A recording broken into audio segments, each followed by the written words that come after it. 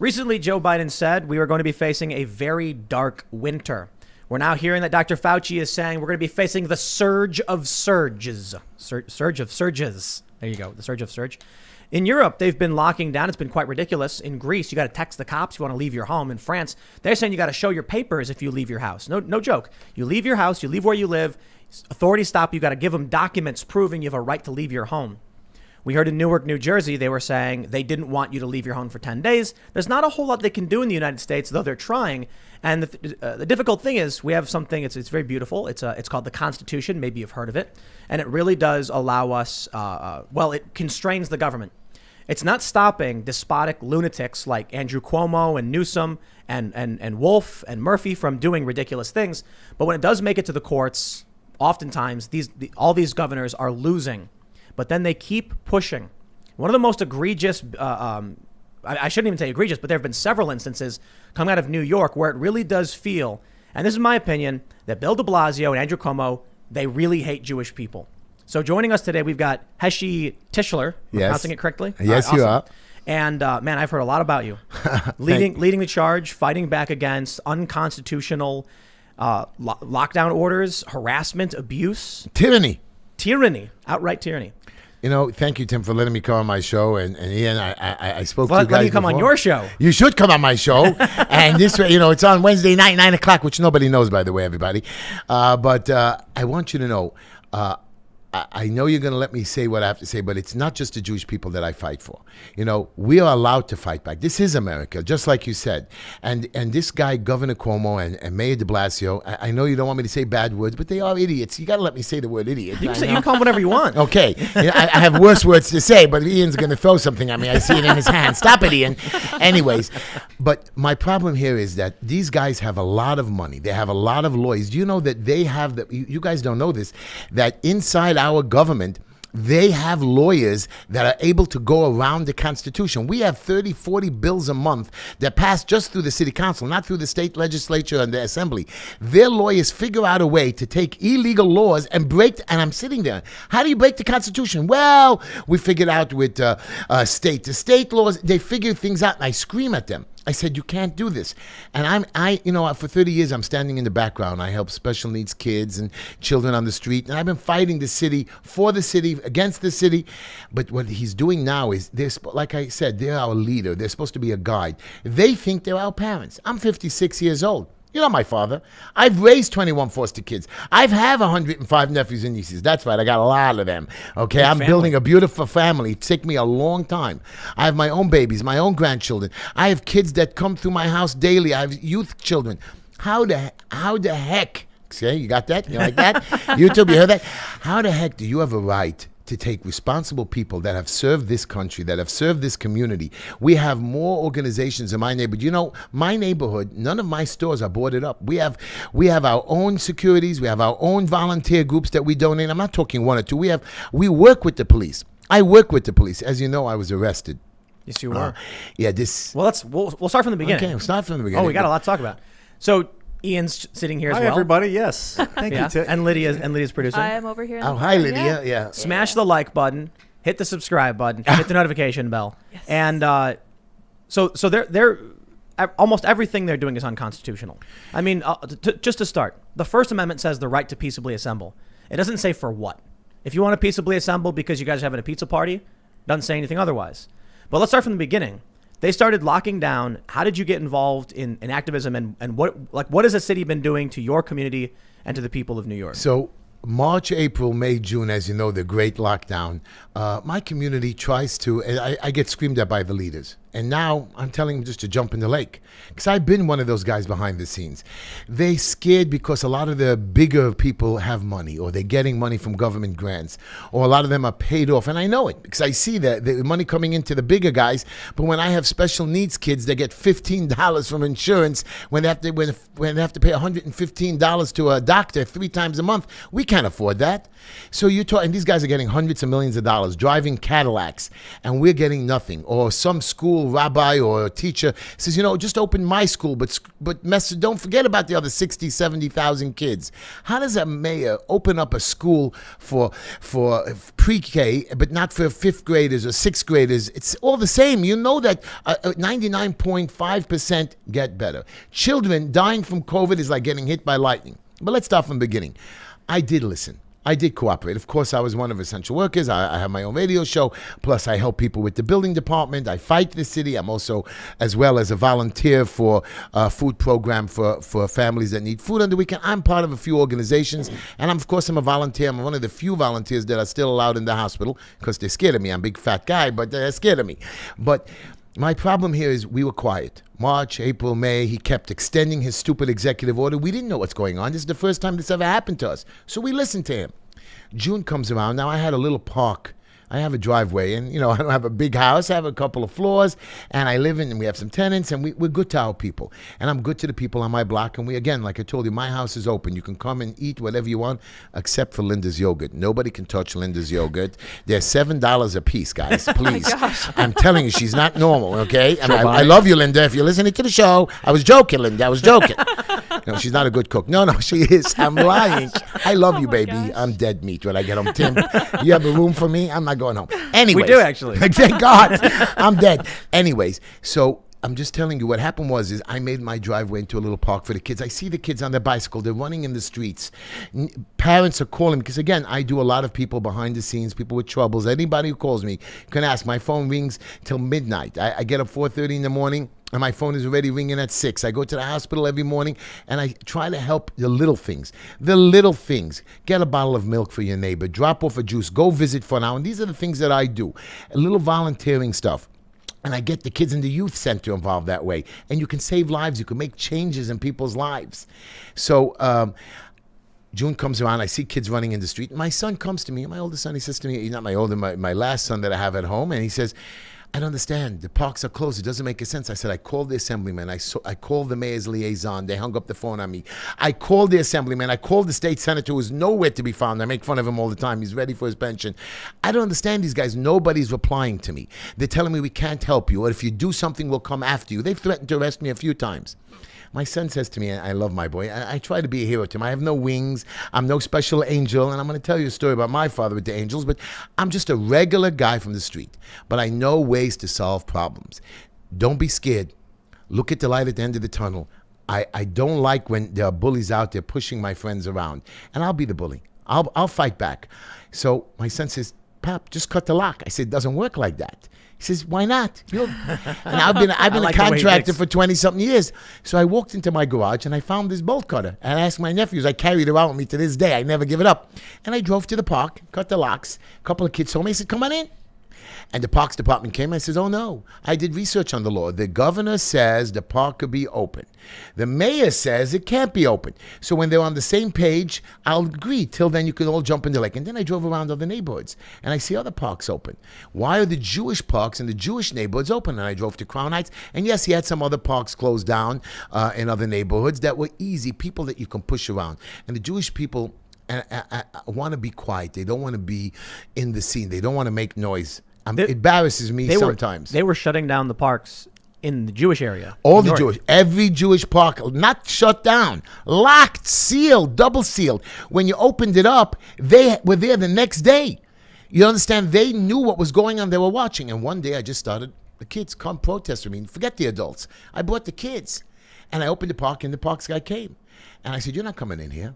And I had a big fight with him. And he called the police. And, of course, the chief is a friend of mine and the local guys. I said, I understand. I will shut the park myself. Let's drive down to 8th Avenue, 65th Street, 10 blocks away. You explain to me why that park was open. He walked over to the parks guy. I understand. Is that true? The park is open? He says, well, that's a different area. The mayor said we have to close this one. I'm only So I said, listen to me. You're not shutting down my park. Take out your gun. Shoot me. If the bullet doesn't go through, be very careful because I'm a big fat guy. It doesn't go through, Tim. Man. Okay? And that's the way it happened. And what happened was they didn't close the park. Everybody went home. Now, My neighborhood, Brooklyn, in Borough Park especially, Flatbush or Midwood, everybody knows my number. They call me day and night. I get hundreds of calls. I mean, texts, emails. I can't even keep up with it. And I try to call everybody back. I'm not one of those politicians that hides. And I have my office who gets angry at me to help, constituents and my local residents. I don't do it for money. I've been doing it. I have a regular job, but I know what it is to help a fellow man. I was a kid that lost his father when I was 13 years old. I had to raise my 2 brothers and Down syndrome sister. I had to help a lot of my friends in school. I've been called Uncle Heshy since I'm 15 years old.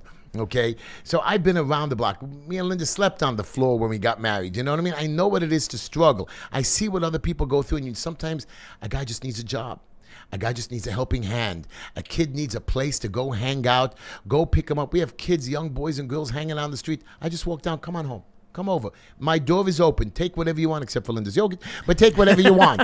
Trust me, somebody took Linda's last yogurt. I was in big trouble. Man. Yeah, she was crying. I said, Linda, it's a $7 yogurt. I'll buy you. Terrible. I only get $20 allowance from her, but it costed me 3 yogurts. Anyways, so this is what I'm trying to say. So I cut the lock. And then the next day, they snuck in from the back, from the other side. This is a park that I play baseball with the kids. I know the park. I know every inch of it. And that was the only park I was going to open. And I said, you're not closing it. We had a big fight. The police came again. And this time, the big park ranger with his gun came. This is the real guy that could actually arrest me. And I started to argue with him. 4 minutes. Usually on my videos are 2 minutes. It was 4 minutes. People were filming it. The whole community. You know, when there's a fight, people come running. Oh, yeah. And he was a very nice ranger. At the end, he says, just shut up and listen to me. And he explained to me, he says, you're right. The governor and mayor are not on the same page. He says, the park is yours. And he points to the guy. He says, do not touch this park. Whoa. And the guy says back, we're not going to clean the park. I said, I don't need you. Get out. Don't clean the park. Just don't come back here again. And every day I had my park watched. And then I got calls from Crown Heights. I got calls from Far Rockaway. I got called from Williamsburg. Where not only did they close the park, you're going to love this, they welded the gates shut. I said, really? Do you actually think that'll stop me? I go there, I cut the lock, and the big fat man could just push open the gate. And we did it. And the police were standing there.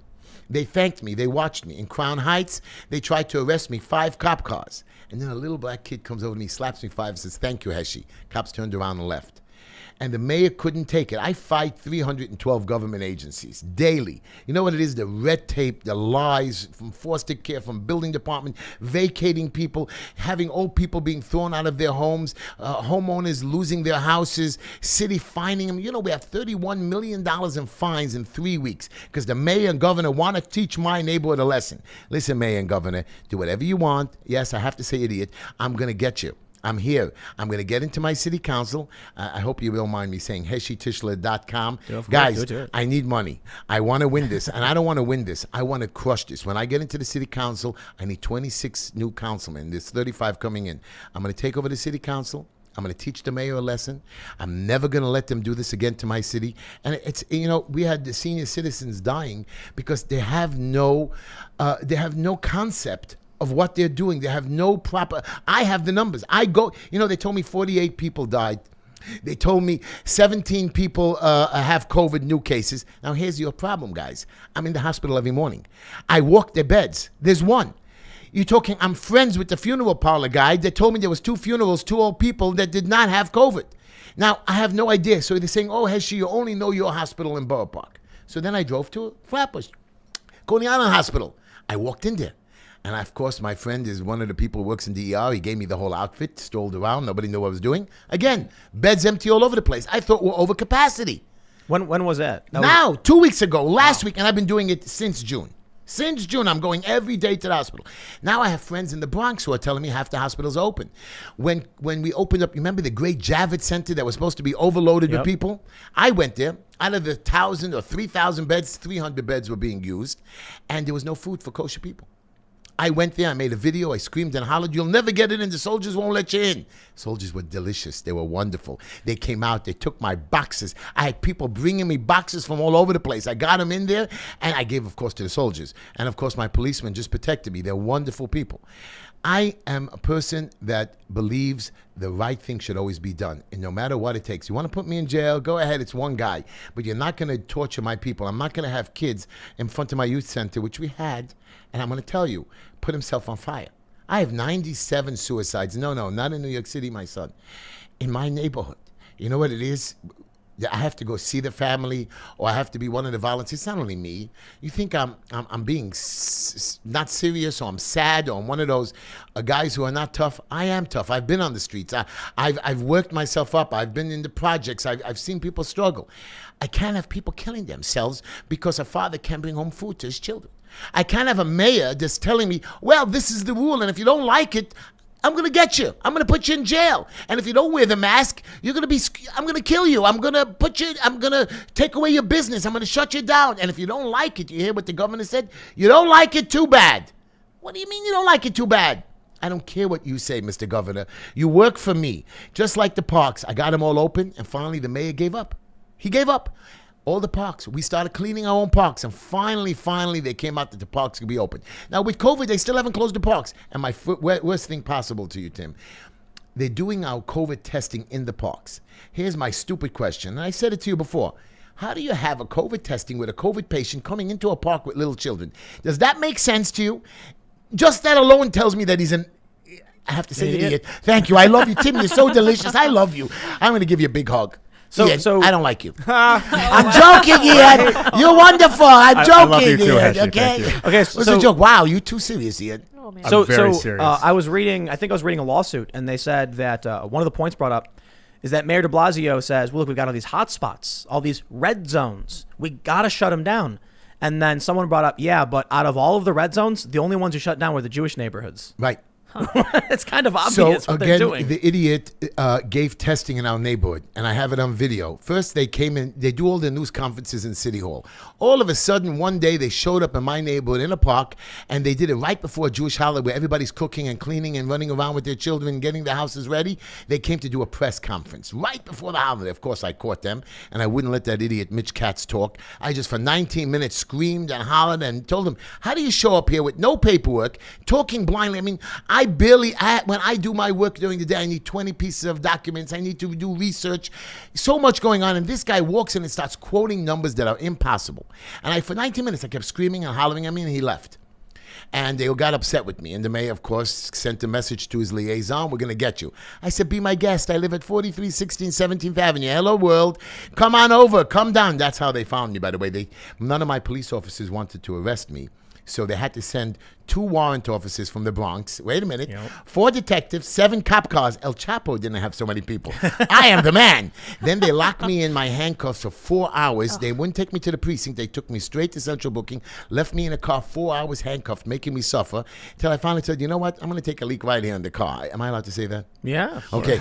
So then you pissed in the cop car? No, I was going to. I had no choice. Do what you got to do. I said I have no problem. Then they took me inside, and then when I got into the jail cells, everybody wanted me into their jail cell. They actually lost my fingerprints twice. Can you believe this? I can't. So I missed the night judge, and they kept me there for 24 hours. Listen to me, man. I've slept in my car, sleeping on a dirty, and there's no social distancing in the police in the jails. No masks. Guys are there for 3 days without showers, dirty, filthy. I'm helping a few of them now that I met there. I'm telling you, so he doesn't keep his own rules on social distancing. Of course we're going to have diseases passed over there. These people are incompetent, losers. So I asked him, I said, make me deputy mayor. I'll work with the city. I'll show you what I can do in 3 weeks. Give me a shot. But no, we're going to keep the school. So then he started closing all the schoolyards.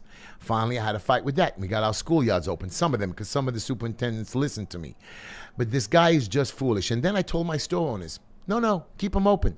Just for your knowledge, right before I was arrested, I was asked to join a 40 Zoom conference call. I'm just a regular guy, community activist, fighting for my community. They had cops on there, local activists, leaders, rabbis, politicians, and they all agreed that for the last Jewish holiday, which was Simchas Torah, which after my 2 protests, they asked me, don't do another protest. We want to keep the community calm because there was a fight, whatever, with me, and I was being taunting the mayor and the governor.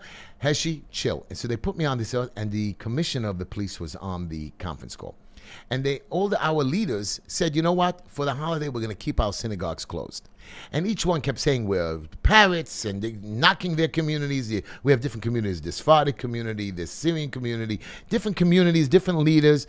And, I have my own imam. I tell you that. I have my own pastor because I have a Muslim girl that came through my house. I have no problem. I work with all different communities. I am a man that believes that this is a great country. My father was in the Holocaust, survived it, came through fires of hell. You're telling me that I am not going to continue fighting for this great country? I was born here, bred here, fought my way all the way back. No.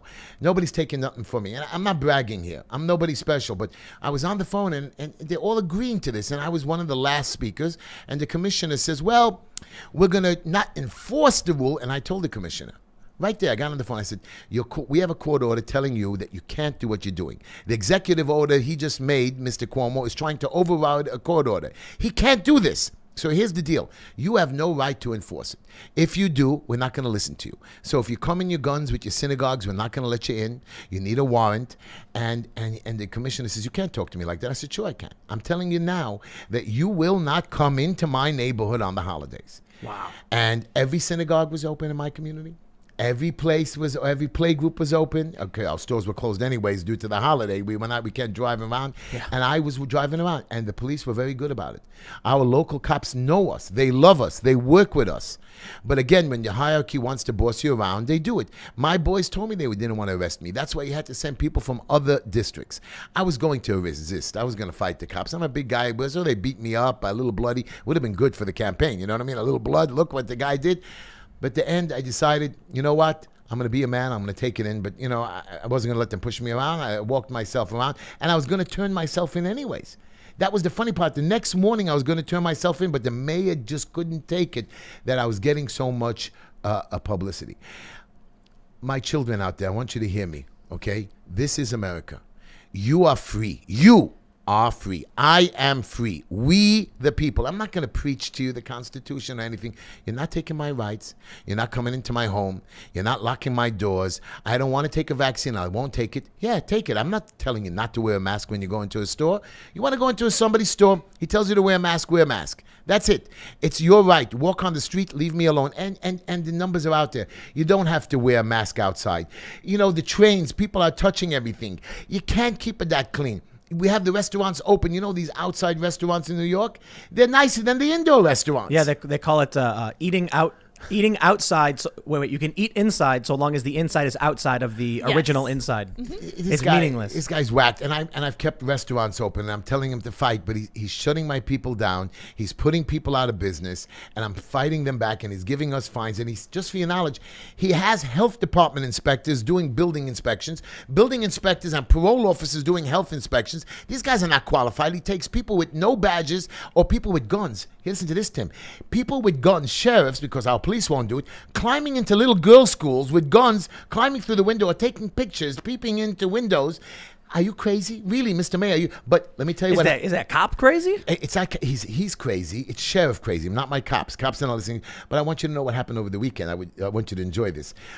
17 shootings. 4 murders. I don't want to tell you that I even had a rape last Sunday. Thank God we came back in my building because they see the buildings usually empty. Just that Sunday, me and my partner were there. Thank God we saw it on the camera. We ran out. They tried to rape a young Muslim girl, 14-year-old. We stopped it. We chased it. We gave the cops pictures.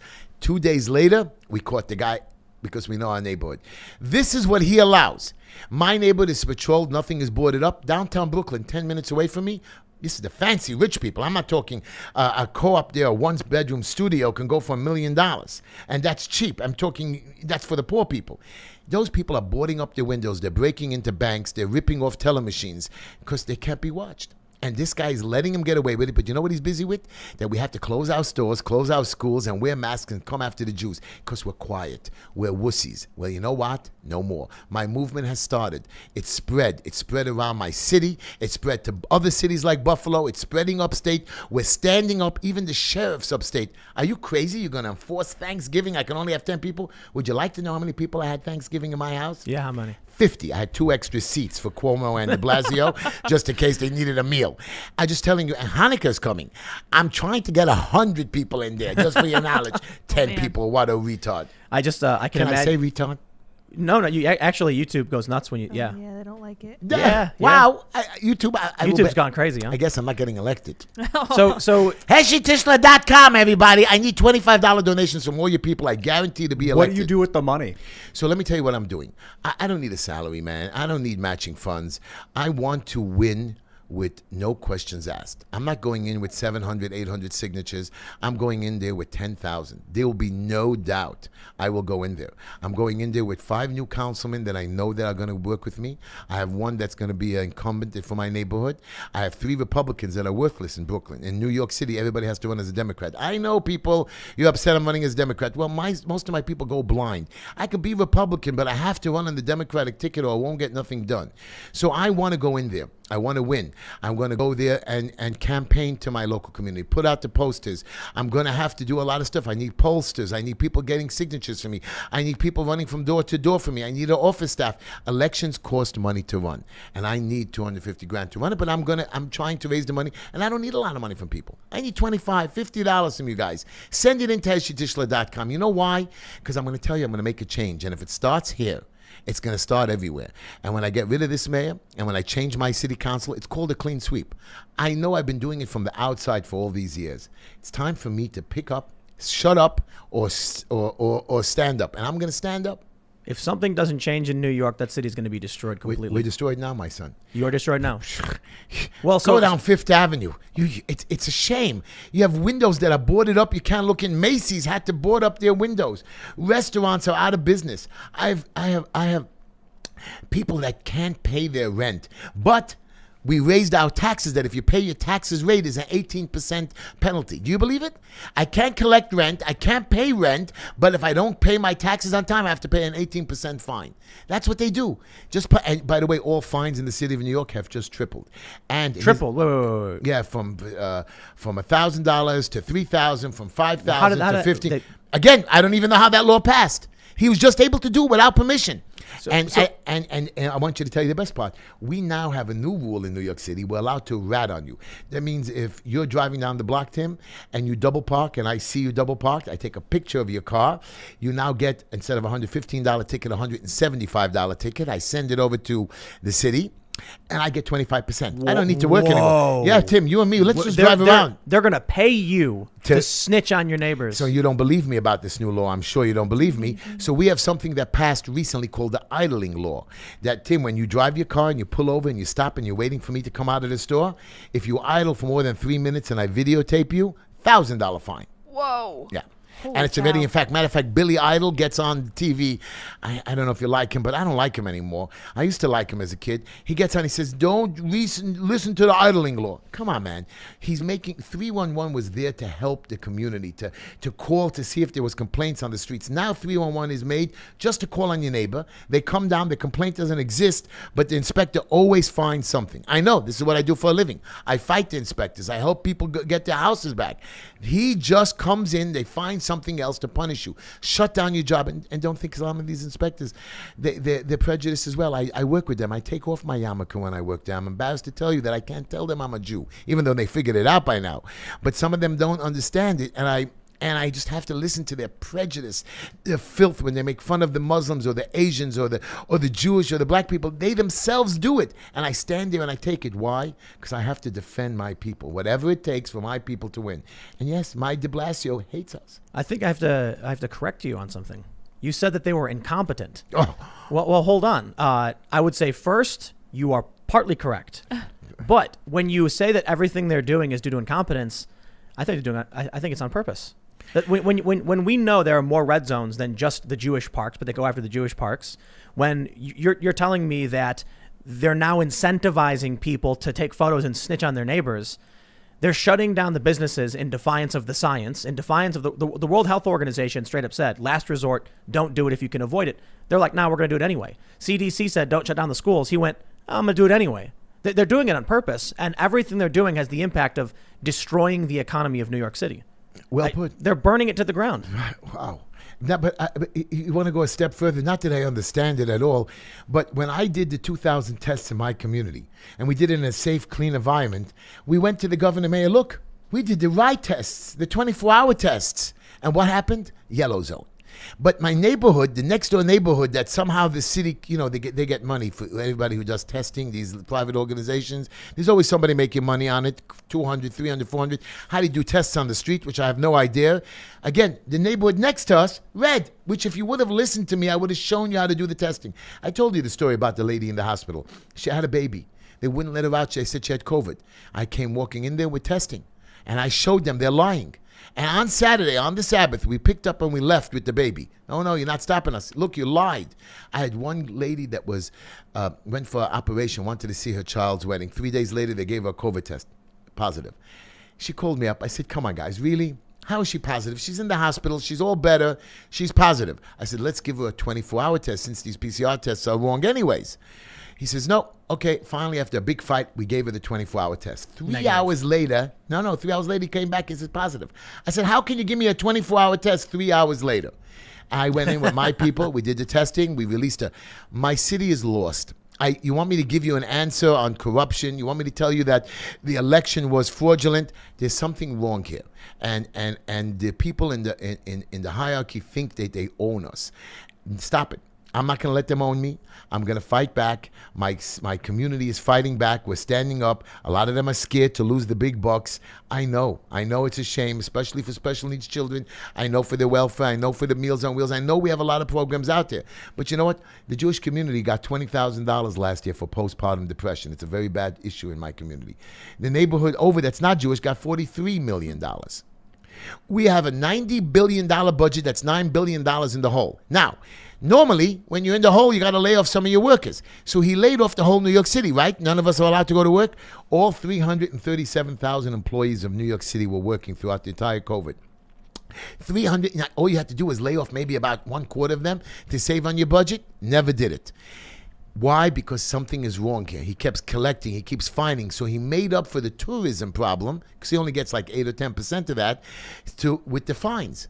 That's what he did. The man is an incompetent, doesn't know how to run the city. I am a competent businessman. I got to tell you, it sounds like it. I believe he's incompetent, but come on, that's on purpose, huh? He found a way, because our house, we took our community that was fires. You know, the Bronx in the 70s was all burnt down. Brooklyn also was in the late 1800s under siege.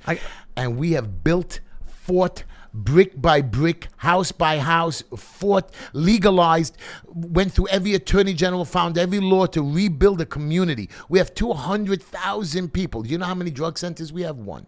2 youth centers. We have drug problem. We have kids with issues. Again, they won't give us the money for it, so we have to do it ourselves. The man only cares about himself. I'm sorry. No. You're running as a Democrat. But I remember seeing these protests, and I remember seeing a bunch of people carrying big old Trump flags. We love Mr. President Trump. Again, his policies are correct. He's done a great job with the economy. I am a man for Trump. Again, in New York City, we have a problem. We are a blue state. There's nothing to question. People, I saw it. You know, when my mother passed away 3 years ago.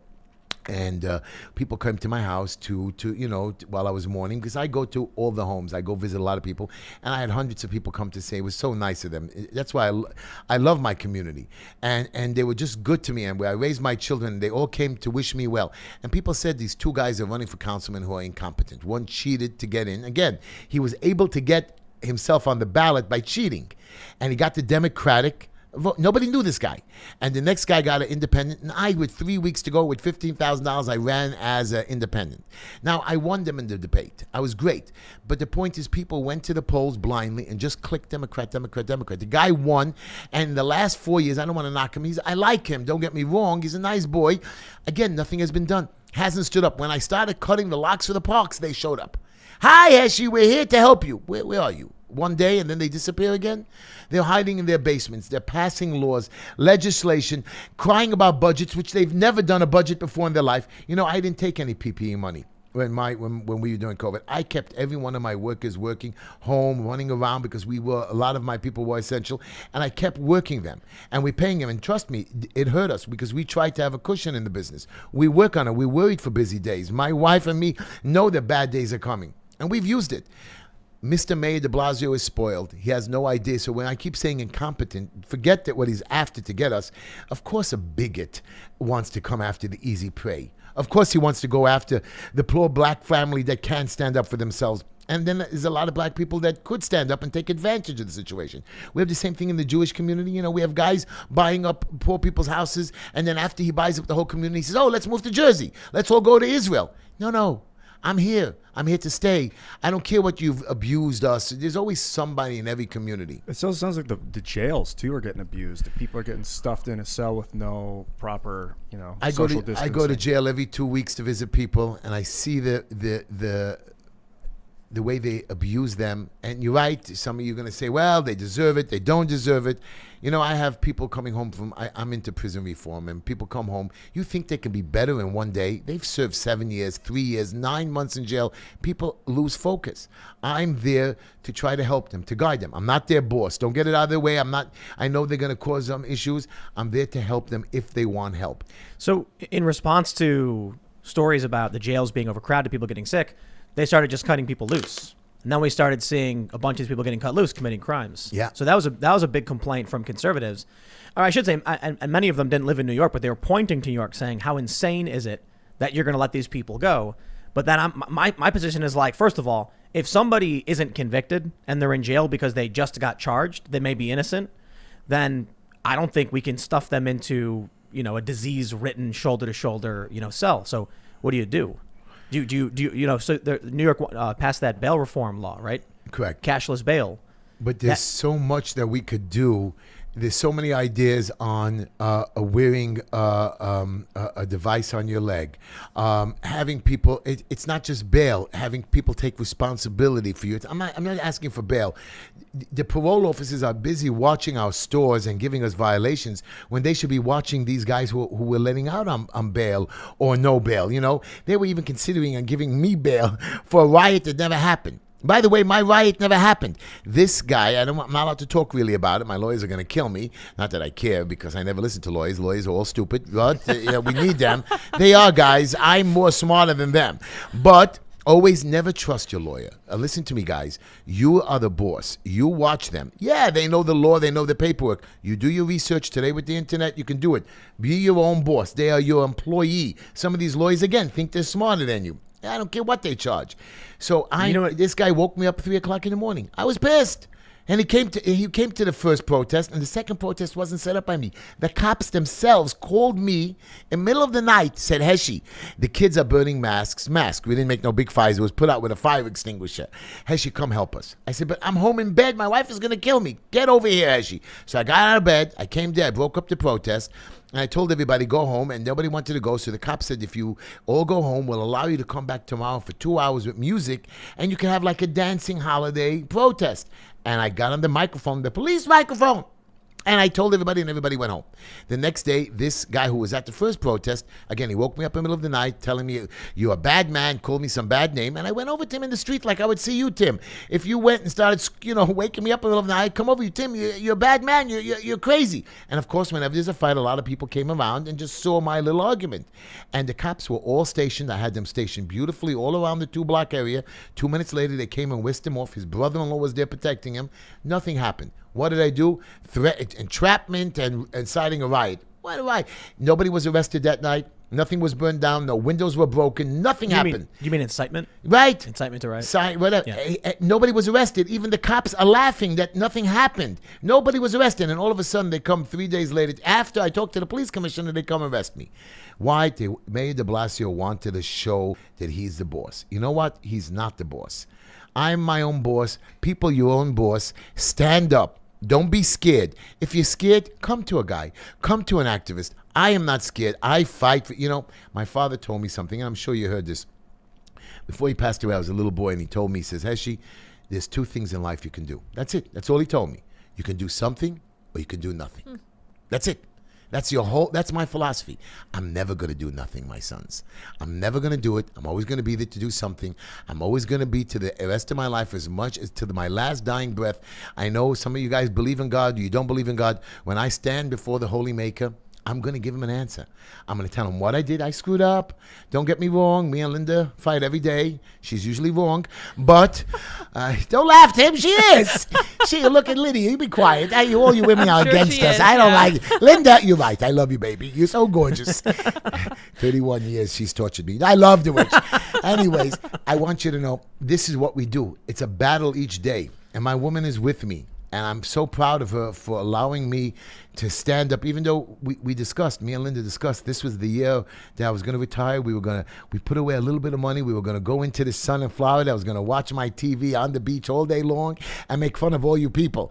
But it came up that we can't. We can't let our children, our grandchildren, our foster children, some of the foster children we had, I was a little tough on, I'm a big fat guy, so I threatened to put them in the basement naked. It's a joke. It's a joke. Stop it, Ian. I'm laughing. I know, Ian. Look at he has something in his hands. He's going to throw it at me. Tim, stop him. I was a little tough. Linda was always good, loving mother. And you know what? They call her to this day. And sometimes I'm so proud when they call her and they speak to her. And I laugh behind the scenes how hard we worked on that. And Linda giggles, even though of all those terrible days that we had with them. I'm proud of her. And I'm proud that she's my woman and she stood by me. You've got to be there. Everybody's got their quirks. Everybody's got their crazy, sicknesses in them. Again, like drugs. I'm against drugs. I don't care about marijuana being approved. I don't care what your audience says because I know little kids have it. I've been against drugs all my life. There are ways that you can do it in your home. Not for me. Never for me. I'm here to fight for my children. I'm here to fight for the next generation. I'm here to fight for my neighbor. I'm here to fight for my senior citizens. This is what I do from morning to late at night. And never will I stop. Trust me, never. You just said one of the biggest possible victories you could have when the Supreme Court ruled that you guys can keep your places of worship open. Not just the Jewish community, but all the religious communities are now allowed to. Well, they were always allowed to. Right. And Cuomo was directly in violation of the Constitution. And he made an executive order. Now, after we won the court cases, the executive order expired. But here's my problem. He's going to create a new executive order December 1st to override this Supreme Court order, and he's going to win.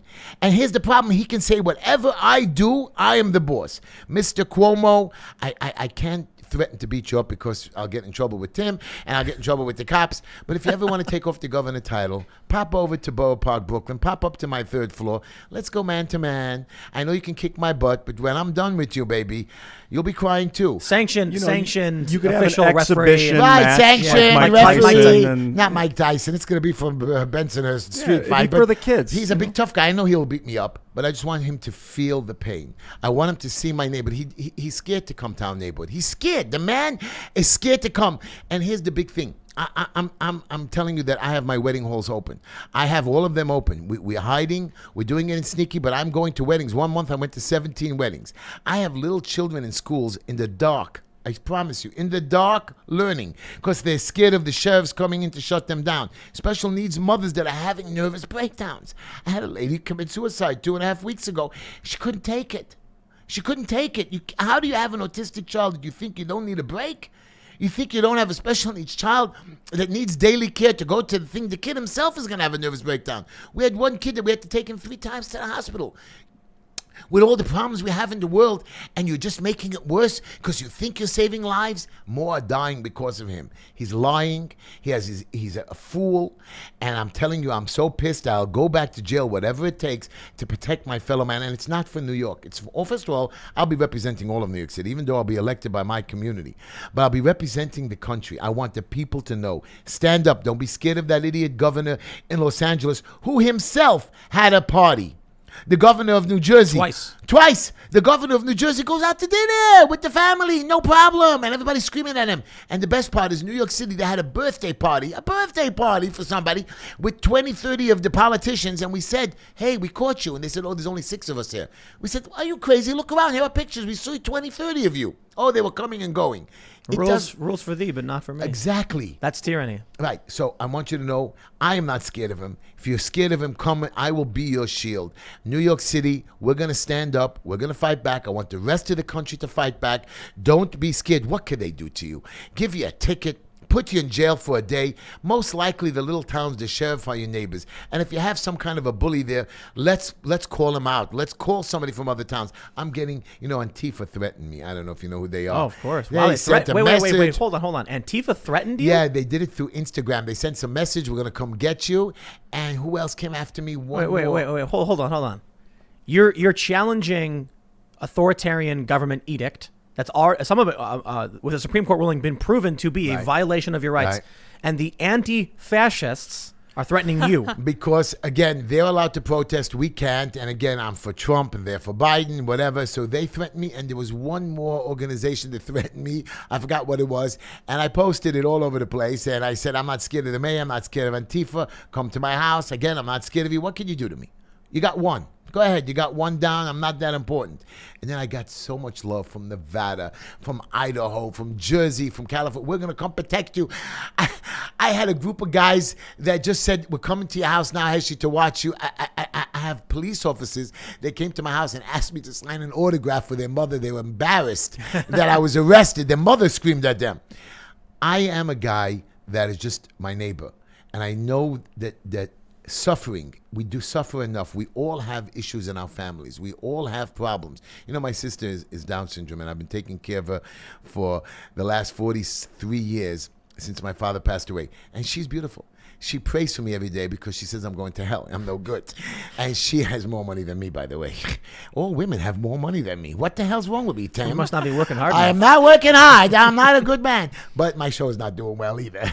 I'm joking with you, but, you know, guys, HeshyTischler.com. I'm desperate right now. I'm dead meat. But I'm telling you, the love of your fellow man is more important than anything. And I know some of you are going to say I'm preaching. This is what I've done for 30 years. Whether you like it or not, whether you want to knock me or not, people are now telling me, yo, Heshy, we saw you cheating on your wife. My wife was sitting in the car when we heard the message. You're doing drugs. Again, you can't catch me on anything because I know who I am.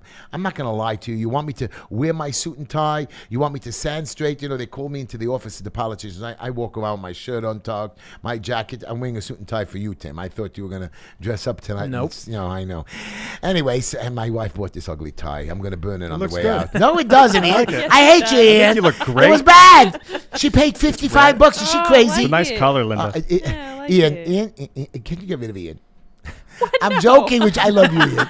You're so handsome, Ian. Thanks. Thanks. Anyway, It's just sitting here, you're yelling at him the whole time. I for know. no I don't know reason. why. I think it's the medication. Get it out. Get I it love out. you, Ian. Turn You know- your governor rage on me. Right, I am. You I'm know, sorry. It's okay. you know, But you I know- want you to know that this is what I do. And they sat me down. You're going to wear a suit and tie. You're going to follow the rules. You're going to talk normal. Listen to me. This is who I am. If the people of my community want to elect me, you will elect me who I am. I will fight for you who I am. When, you know, I was telling you before, on the city council, we have a channel called the City Council Channel. Very boring. They scratch their behinds. They pick the nose. You want to die at the end of the 4 hours. Really, you actually want to cut your wrists. When I get into city council, everybody tune in. Watch, baby. Here comes round 2. I'm going to blow the city council. That's going to be the #1 show on town. I'm going to make them miserable. I'm not going to let them pass illegal laws. You know, they read one paragraph blurbs and they vote on a bill, which is 40, 50 pages long. 30 of them a month. You know what this is? For too long, the American people have kind of just sat back and hit the D button or the R button or checked D or checked R. And you end up with a bunch of politicians who just want the job but don't want to do it. So they get elected because, well, they're probably not good at anything else. So, hey, convince some people to vote for you. You get a salary, you get a job, you can have power, you can, you know, shake hands, kiss babies and all that stuff, and then go and sit down and do nothing. And as long as nothing was happening, no one cared and everything moved along. Now that we're actually facing a real crisis and these mayors, these governors are, well, I'm going to say it. I think Andrew Cuomo murdered 6,500 people. This is a story from ProPublica. He ordered sick COVID patients into nursing homes. And this was back several months ago. ProPublica reported on this. They said it was around 6,500 or so seniors died of COVID because of Andrew Cuomo. And he's not the only governor that did it. So you've got these people doing this outright insane. Stupidity. He killed these people. He So I killed want to them. tell you, most of these nursing homes get money from the government. So they were willing to take these patients back, and I screamed at a lot of them. I even have relatives in the business. And he says, well, we're understaffed. I said, if you're understaffed, then shut down the business or get more people. It's not only for the profit. Lives are not profitable. So there was one Jewish boy, had a nursing home in Jersey, and he told the governor, drop dead, I'm not taking the people back. I don't care what we're going to fine you, we're going to close you down. He says, no problem, I'm not going to let people die in my place. He was one of the only ones that had nobody die in his nursing home. Governor Cuomo, we had 1,400 people die in my hospital. My hospital's made, you go there, you're sick, you get some medicine, you go home. It's not a place to be incubated or be taking, forever to get better. These guys are not trained. Remember, some of them are residents. They're beginning nurses. I go there, I see it. You can't overcrowd them. They're not competent as it is. Sometimes they're overloaded with nothing. You're shoving them in there. They don't know what they're doing. People for 2 days didn't have water. I had a guy in my office crying that his father, they wouldn't let, they don't let us visit the nursing home still to this day, but the hospitals let us go. There was one guy in the hospital when they wouldn't let him in there for 2 days with no food or water. The man was crying. Finally, he was able to get his phone, and he cried to his son, please come in there.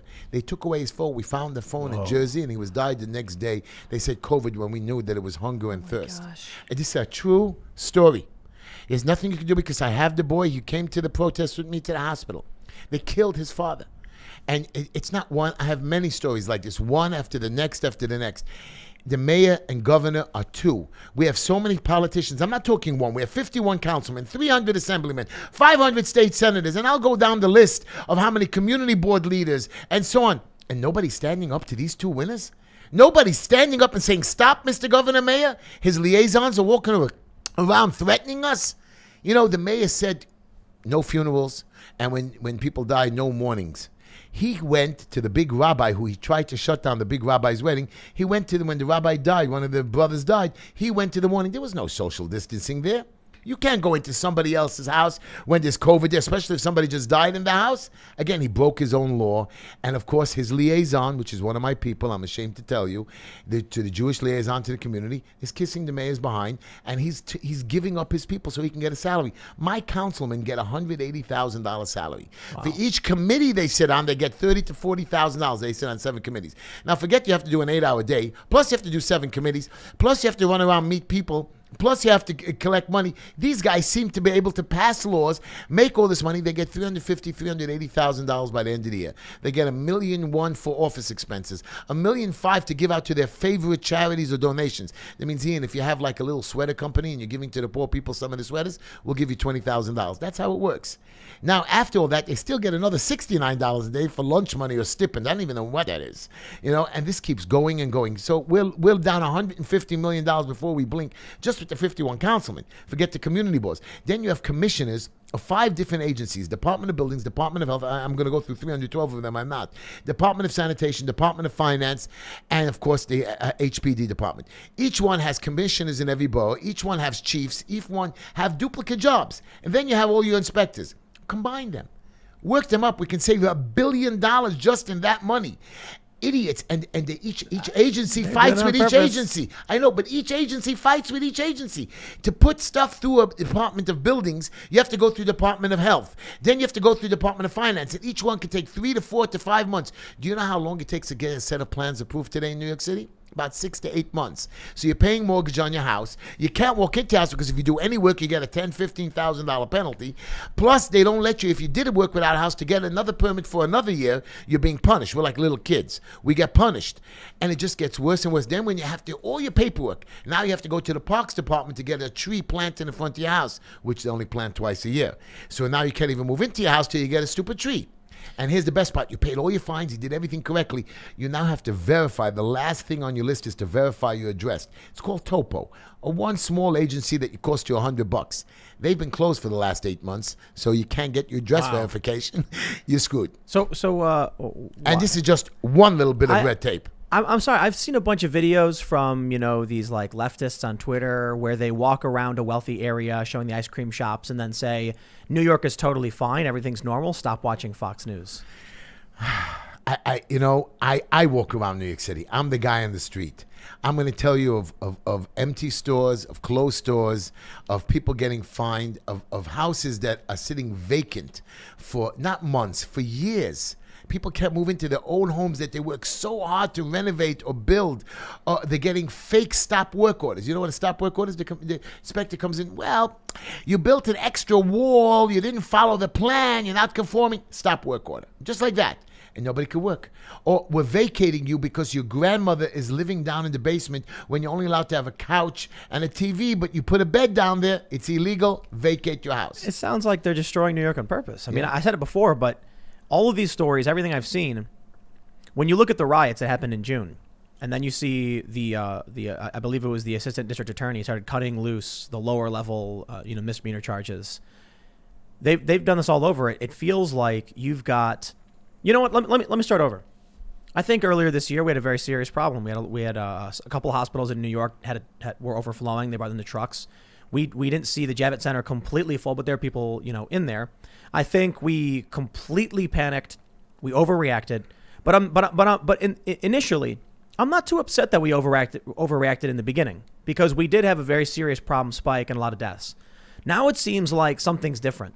They're saying hospitalizations are up, COVID cases are up, and the amount of deaths are going up. And it feels like everything they did early on didn't work.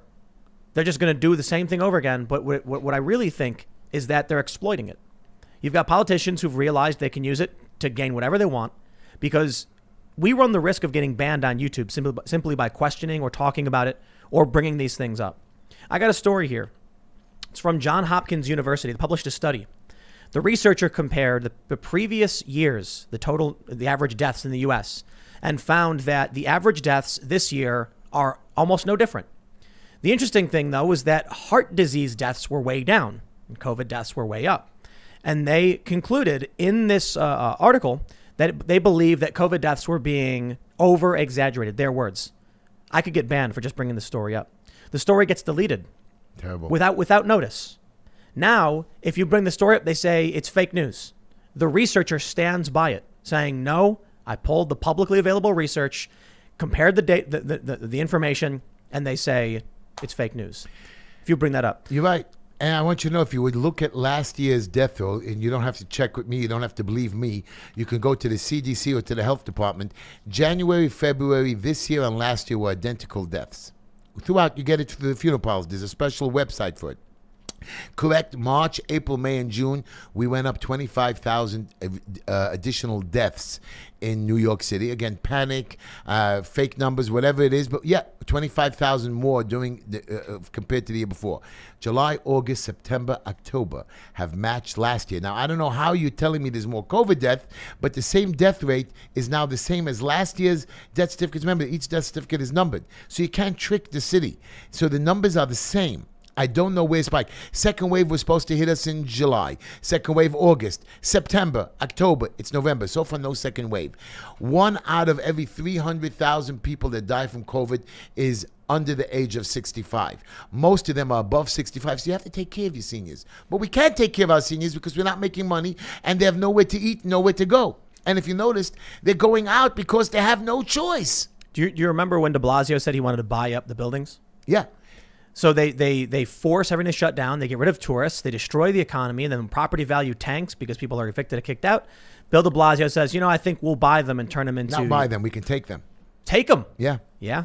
He wants to distribute the wealth. We've been wealthy too long. So it's now time to share. This is what he says.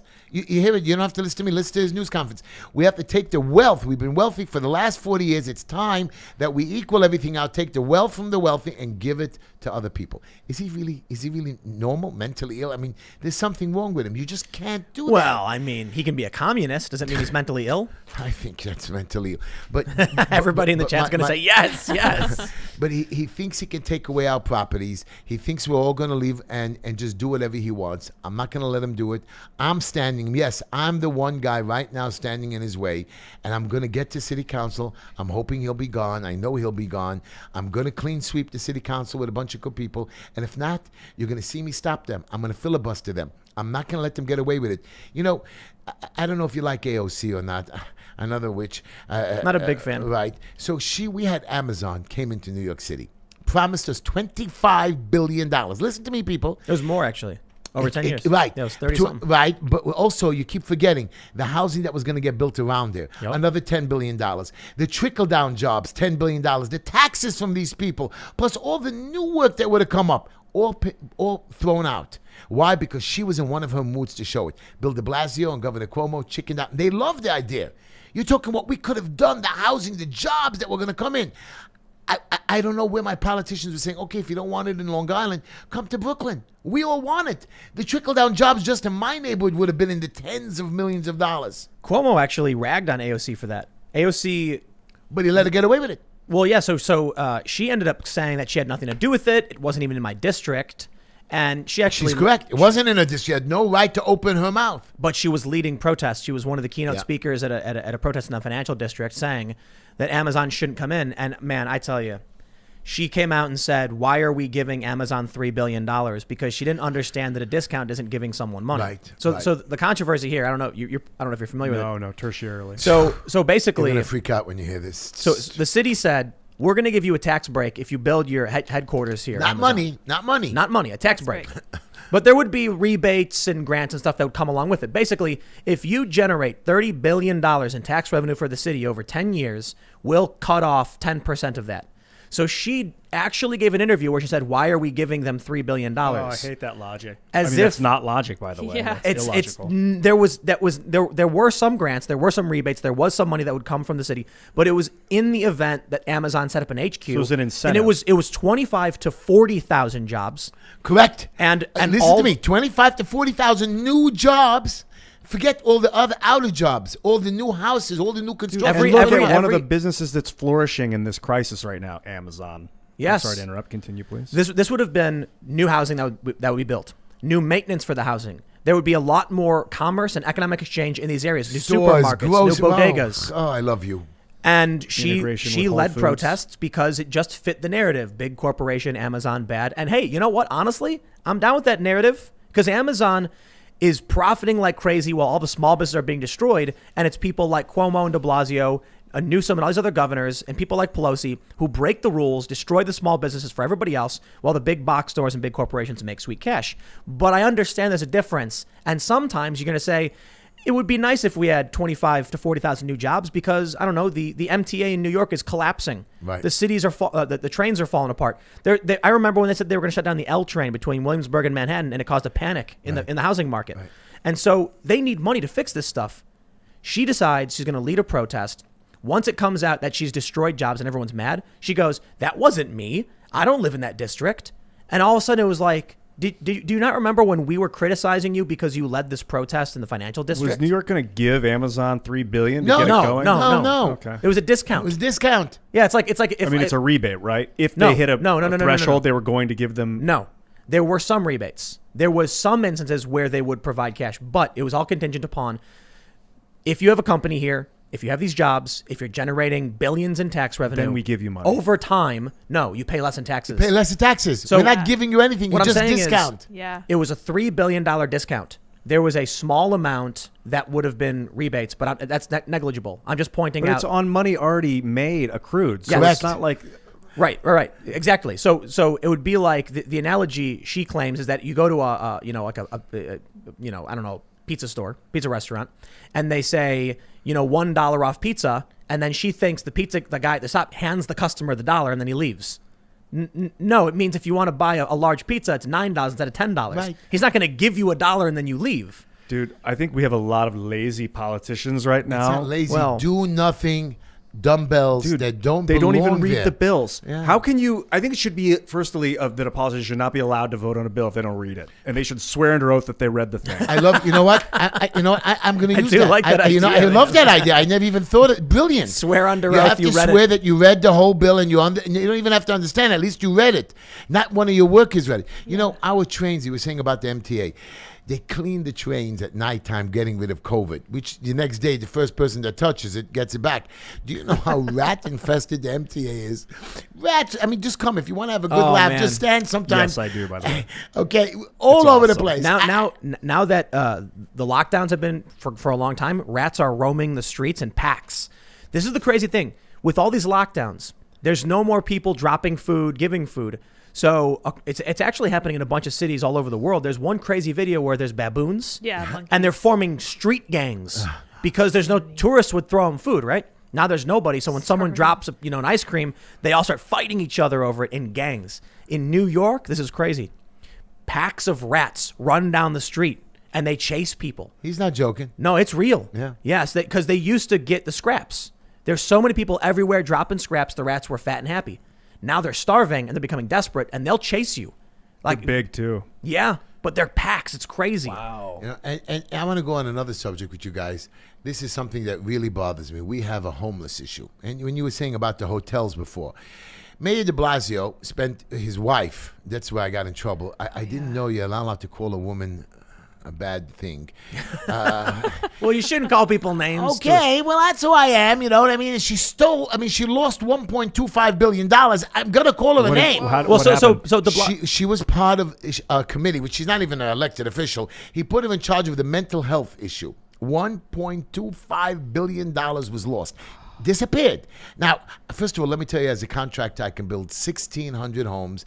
I can house over, times that by 8, by the way. I can put 8 people in a home. I can do that, put them, house them.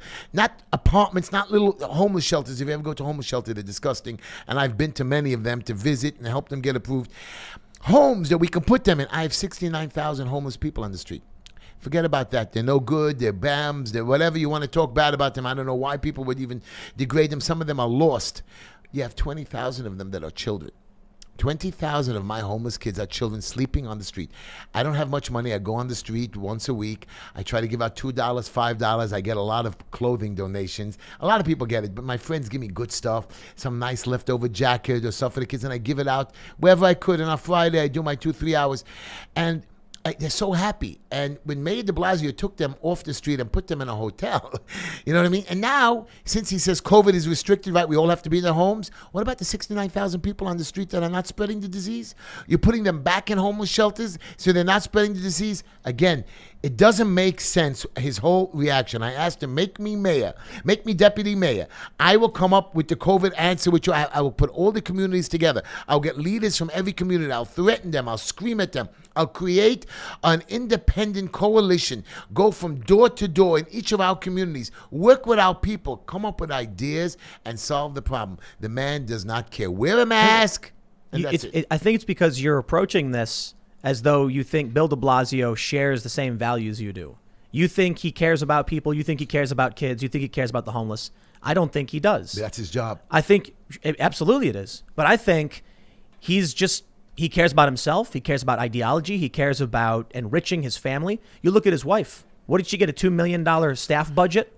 When the city is being shut down and people are losing their jobs, his wife's got a staff total of like $2 million a year.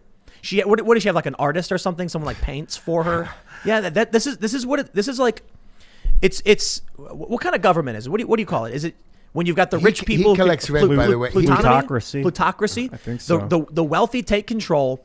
They strip away the rights of the poor. They enrich themselves, and they laugh about it. They laugh in your face. They watch the city burn, and they're doing it, I can only imagine, on purpose. You can't have all these riots sweeping through the city, and then Bill de Blasio cheers for the protests. And across this country, we see the same thing. In Michigan, we see it in California. They march with the protesters. They cheer for it after they burn everything down. Right. Kamala Harris asks for donations for rioters. Then she comes out recently saying, oh, the poor small business. What do you mean?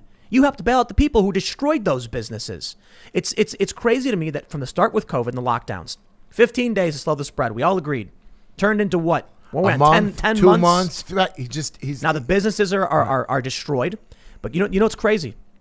You get a lot of businesses, a lot of perishables, food, restaurants. They were gone first. But what happened to the hard goods stores? All these stores that sold shirts, clothing, branded gear, skateboards, electronics.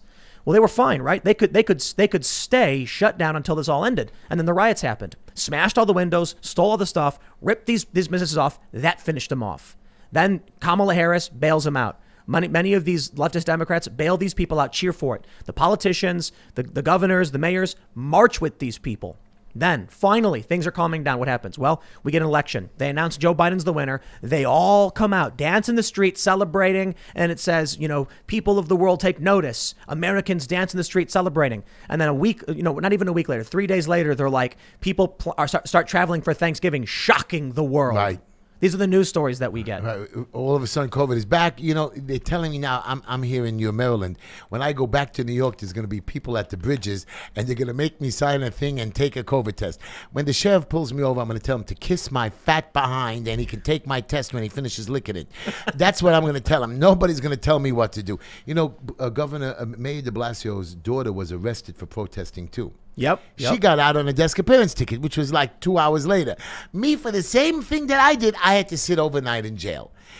His wife loses $1.25 billion. No questions asked. A couple of years ago, about a year or two ago, we had a big police investigation. and corruption. A couple of them were arrested.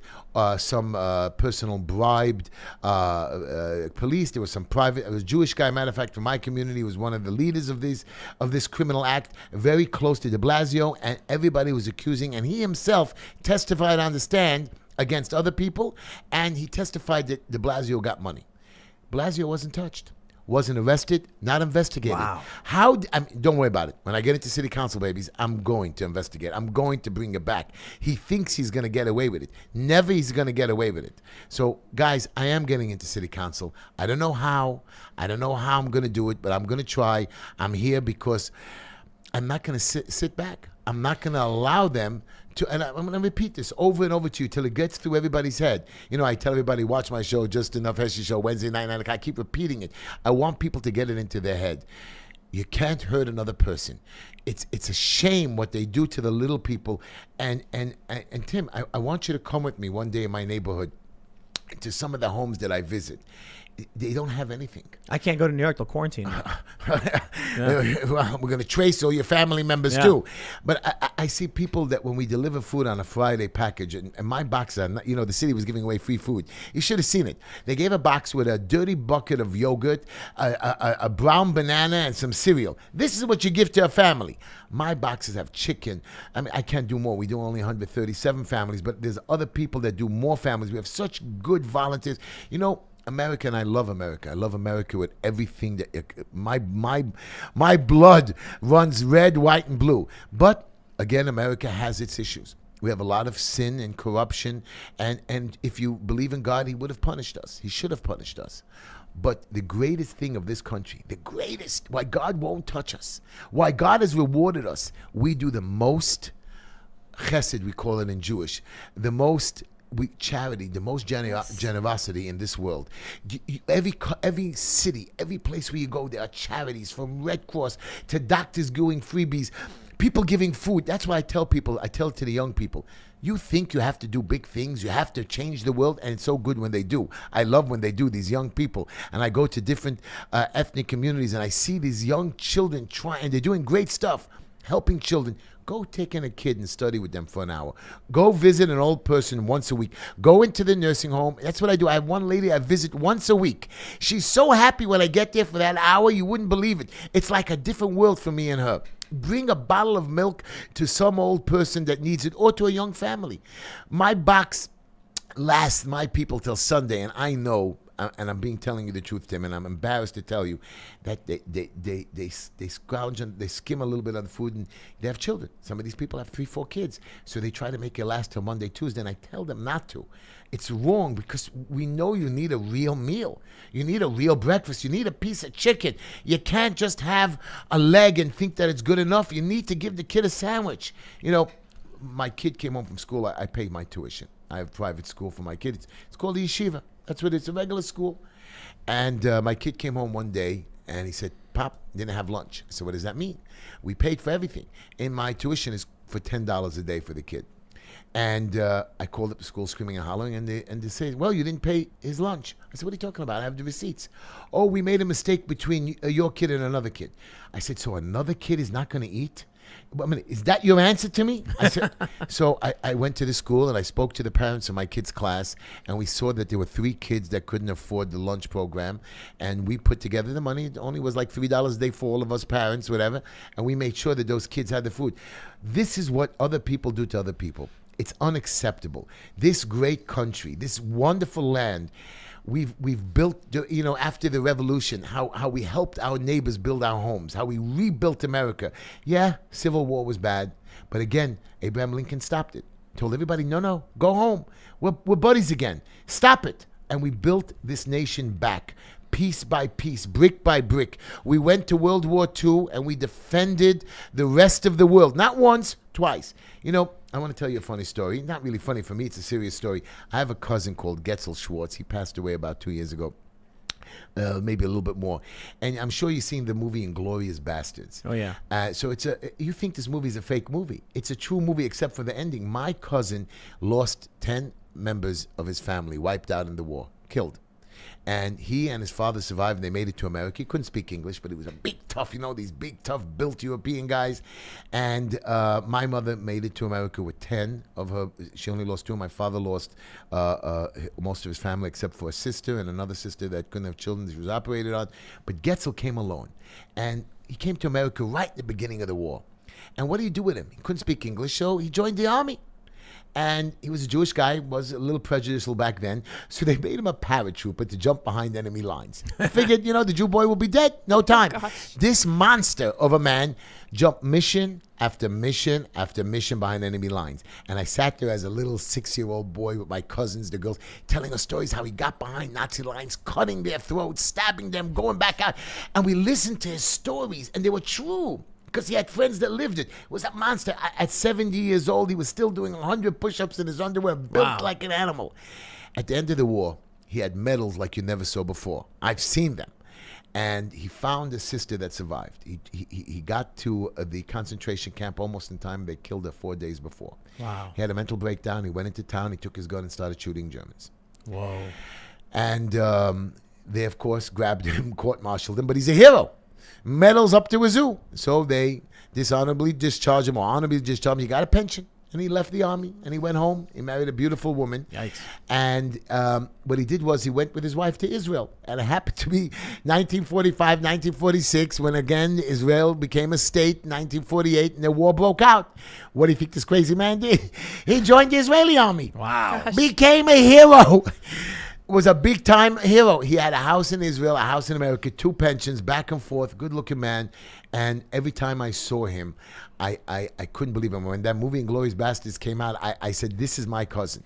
This is one of the boys. I'm confused, though. You're saying that you had family, that you lost family in the Holocaust. Yeah. But you're a Donald Trump supporter. I was told by the left that Trump is literally Hitler and he's a fascist. Oh, please. I mean, come on. I mean, I'm from New York City. He has people in low-income families that he lets live for free or he helps out. His charities, everybody messes up. Everybody's a businessman. Everybody screws up. Everybody makes mistakes. He has got a team around him. Could talk to him about his accounting. The man is the boss. The boss puts out work. People make mistakes. I like Donald Trump. I believe he's an honorable man. He's done more in one day of his life than I will ever do in the next 10 years. You're from New York City? Yeah, Brooklyn, New York. Lived there your whole life? All my life. You were there in the 80s when Donald Trump came in and started taking the city back. That's right. I saw him build that rink when he told Koch, you're building a skating rink for 6 years. You can't finish it. The man came in a few months and finished it under budget. Wow. Stop it, guys. Stop it. I don't know what you're telling me. Because the guy knows how to pitch his product because he's a great salesman. Wow, I am proud of him. And when he ran for president, I couldn't believe it. I said, why? Why would he do it? And I'll tell you why. They're going to tear him apart. I don't care. He didn't care. He did it, and this is why I believe he deserved a second term. He took the ridicule. I mean, come on, Tim. Russian collusion? You believe that the president of the United States is a Russian spy? I mean, did you actually believe Obama was a jihadist, I mean, you guys are crazy. I mean, we're crazy sometimes the way we think. But you actually, for 2 years I'm watching this. He's a Russian spy. We're going to impeach him because he actually is Russia. Flynn cooperated with really, it's a shame what they did. And they wasted $40 million. This guy Mueller is an idiot. I mean, he doesn't deserve to even have a license or to be even respected. Nadler, my little fat, I'm not going to call him a name. I know, Tim, you're going to kill me. But I have so many good names to say. If you let me say it, Tim, you'd make me happy. I'll give you $1. I have $10 in my pocket. You only get $1. I need $9 for those tolls. Right, guys? $9? Anyways, so I hate this little Nadler man. And did you ever see him when he got up on the stage, incompetent, the way he spoke, the way he pitched his case? I mean, it didn't make sense. And then they voted against party lines. Only one idiot switched sides, Romney. I mean, impossible. And you knew you weren't going to convict him. So you wasted another $10-15 million in the whole country's time. Why? Again, Tim, somebody's got to explain it to me. I don't understand. There's a series now. I guess it's called Empires of New York. Yeah. Have you seen it? I haven't seen it. It's like it's praises Donald Trump. Is that my understanding? Talks about how he like rebuilt the city and came in. I saw a documentary a year or so ago that it was about. I think it was an old documentary. It was about the 80s and New York was crime infested. The trains were riddled with graffiti. People were scared. People were getting robbed. And then robbed. You walk down Williamsburg. We have a section now in Williamsburg which was very high price now. To buy a piece of apartment is $1,000 a square foot. Oh, yeah. When you walk there, as when I was a kid, if you weren't raped, robbed, stabbed, or you made it out alive, really didn't make a difference, woman or man, you are lucky.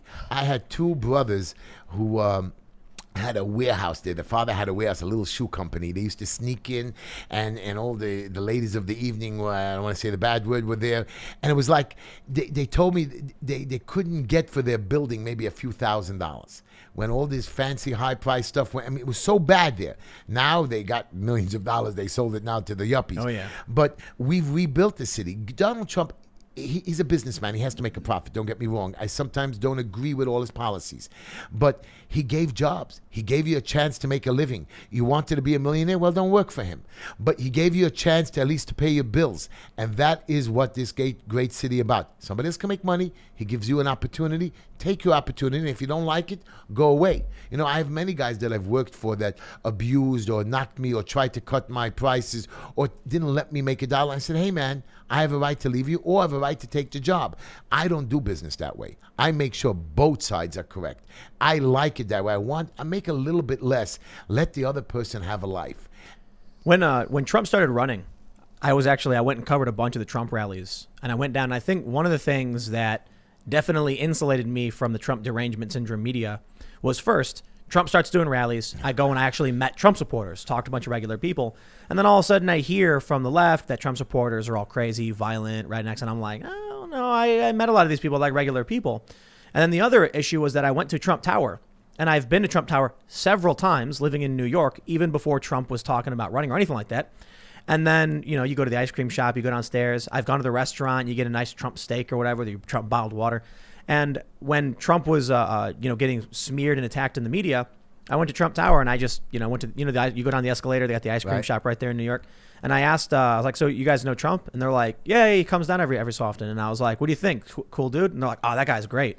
They tell me stories about how Trump would come down and drop a $100 bill in their tip jar, all that kind of stuff. He's a good guy. And so I'm like, I think he's got a mouth. For sure. I'm sorry. This is America. I'm allowed to say anything I want. I keep forgetting the First Amendment, the Second Amendment, the Fifth Amendment. We got a lot of amendments for a reason. He's allowed to say anything he wants, except if he's on YouTube. You can't. I heard that. I got that.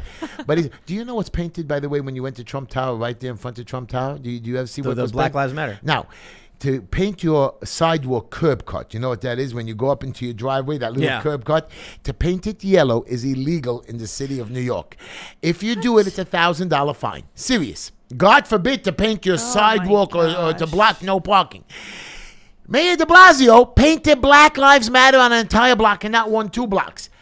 How do you do that? And during COVID, illegally. During COVID, he's the mayor. He can do whatever he wants. So, of course, somebody in my community, I don't know who, was running around Borough Park painting yellow All Lives Matter for a couple of days. Oh, wow. I wasn't sure he was. They said he was a chubby guy with his shirt untucked, but it wasn't me. It wasn't you, no. I think it was Linda, my wife. No, you're beautiful, Linda. You're not chubby. I love you. I'm joking. I'm in big trouble, Tim. I hate you. Why are you letting me on this show? I'm going home. Oh, man. Linda's not letting me home. We're going to make a super cut of all the times you've said something about your wife. Just put it together in a big 5-minute string. You know, I make fun of everything. We were drinking wine the other day, and we were just sitting there nicely. You know, we don't really drink, but we were having a nice little wine, watching our television. And all of a sudden, she said, I love you. I was so happy. She never really just says that. I said, wow, Linda, I can't believe it. She says, no, I love the wine. Little witch. I hate her. Oh. So here, I got a question. No, I do. I love you, baby. I need. It's not the money. It's not the money. No, I'm joking. I think we need police. I think police do a very important job. I think they need better pay, for one. I think it's got to be considered to be like a higher, like, we got to treat cops better. But I have You have to say thank you. I say thank you when I see every police officer. They need that. They need, because police officers do have issues too. They have family problems too. But here's a problem. Who are these cops that showed up to arrest you? Who are these cops that are defending, and the Black Lives Matter painting is illegal. The mayor doesn't have the right to just go and do that in violation of, I mean, he essentially stole taxpayer dollars to fund the creation of and the defense of And it only functions because he has police officers who say, I don't care if it's illegal or not. I'm going to protect this guy committing crimes. Correct. So how do you deal with that? So there's always somebody, most of the cops are great, but there's always somebody. I don't want to bring They up. found the 27 cops who would do it. I don't want to bring up the Nazi time, but even back then, there was a lot of the people did not agree with what Hitler said. But then there's always somebody that wants the money to move up in the ranks, and you have these idiots, these 2 warrant officers. Hey, wow, here's an opportunity. The mayor called us. We're going to do what the mayor says. Of course, we'll be loved by the mayor.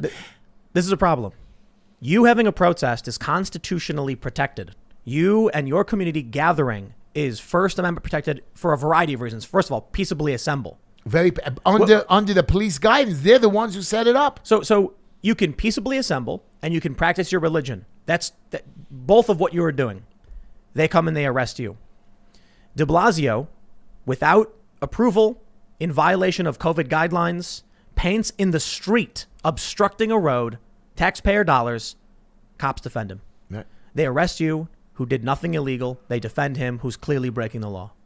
Again, that's a problem. He by the way, I don't want to tell you, but one of the holidays, before the holy holiday of Yom Kippur, where we cleanse our sins. So what we do is in the old temple, we used to sacrifice an animal, a sheep, a goat, and you take it and you cut it up and you give the meat to the poor people. We can't do that today. So what we do is we have a chicken. And a chicken we can all eat, right? Everybody has chicken, fried chicken. It's like a rotisserie chicken? Right, yeah. You can do whatever you want. So what we do is we have a way to sacrifice the chicken in a very it's in a way that it doesn't hurt the chicken, even though Peter comes and screams and hollers. But we do it in a way just like a butcher would do it. But we do it. We take this chicken. We make you pay $8 for it or $12, and we make a blessing on it to take the sins of your sins, and we put it on the chicken, and the chicken dies for your sins, and we spread the blood. It's just a stupid ceremony. It's not voodoo. It's nothing crazy. And we take this chicken, we clean it, and we give it to the poor. Only the poor. You cannot, even though you pay for it, you cannot have the chicken. It goes into a box, and it gets distributed to the poor people. Thousands and thousands of chickens. And it goes for the holidays. Wonderful thing. So I was joking at one of the places, because the police tried to shut down this thing with Peter, and I was blocking it. And where I am, they leave it alone. And I was joking with one of the chickens when they tried to make me, cleanse my sins. And I told them I don't have any sins. Linda has a lot of lists of sins of mine, but I really don't have. Linda, I really am a good guy, baby girl. I need more money. Really, I'm broke. Anyways, so... So I did this, and I joked that I'm going to chew off the neck of the chicken, and de Blasio, I might do the same to you. It was a joke. 2 cops showed up at my house Saturday. Yeah. You want to kill de Blasio? I videotaped it, by the way. They said, you can't videotape it, Harold. I said, I'm going to videotape anything I want, but I brought him in. I said, really? Are you watching my videos? And the cops told me, we watch all your videos. Whoa. I got a whole new bunch of people watching me, you know what I mean? Your views are through the roof, and just cops watching you, waiting for you to say something wrong. I guess so. I mean, they're watching to see if I'm going to kill the mayor. Are they crazy? I mean, I have a history of nonviolence. I do not condone violence. I've worked for the police. I've worked for the city. I work for the department, HPD. I go to court. I help the homeless. I don't understand you. Look at my history of that. I've worked with the police. They know that, you're right, I don't cooperate with the district attorney all the time when people are injured or they're abused women. I will not tell them when they run away or something happens. I'm a big boy. I know when somebody does something wrong, sometimes they have to be given a second chance. And yes, a third and a fourth chance. My father told me people are allowed 1,000 mistakes and about 12 big mistakes. But you're allowed to make mistakes. And if you don't believe me, go call my wife. I got lots of. She has a list. She has got a book, man. I've noticed authorities love to catch people on technicalities. That's it. Like Michael Flynn, didn't they get him on a technicality? No, it wasn't even. It Alex wasn't. Jones, they got him on a technicality. They love just finding that one little thing and then What's the president's friends that was arrested with 20 cops? His wife was deaf. Roger Stone. Raided his house at 4 a.m. CNN was there and waiting. Amazing. Beautiful job, guys. Yeah. Wonderful. And it's Well like done. You got to live in this like fantasy. Well, not fantasy, but like uber protective. You got to protect your speech. We do have the freedom to say whatever we want, but that doesn't mean that we should. If you create a platform and you support the likes of de Blasio and these Democrats who are breaking the rules or breaking the law, if you support, say, Black Lives Matter, you can go out in the street. So I can't remember. We were talking to some dude, a guy who lives in New York. He's a comedian. And he was saying that when the Black Lives Matter protest started, it was like, I can finally go outside. Right. So they all like, this is it. I can go outside now. And they were like, I just don't want to be locked up anymore. So that's kind of how they like, if you support their cause, you say their words, now you're walking out, you're going for a walk, everything's fine, you're not getting sick. And then they put out this study. I don't know if you saw it. They said that the Black Lives Matter protest actually reduced COVID. Yeah. Now the Trump gatherings, no. That made everything worse. It was the the politics changed the nature of the virus, as it were. They made people sick. They made people, I had a doctor on my show, a Dr. Karen Bernhardt. She said, she's a psychiatrist, a child psychiatrist. She's locking people in the houses. They lose it.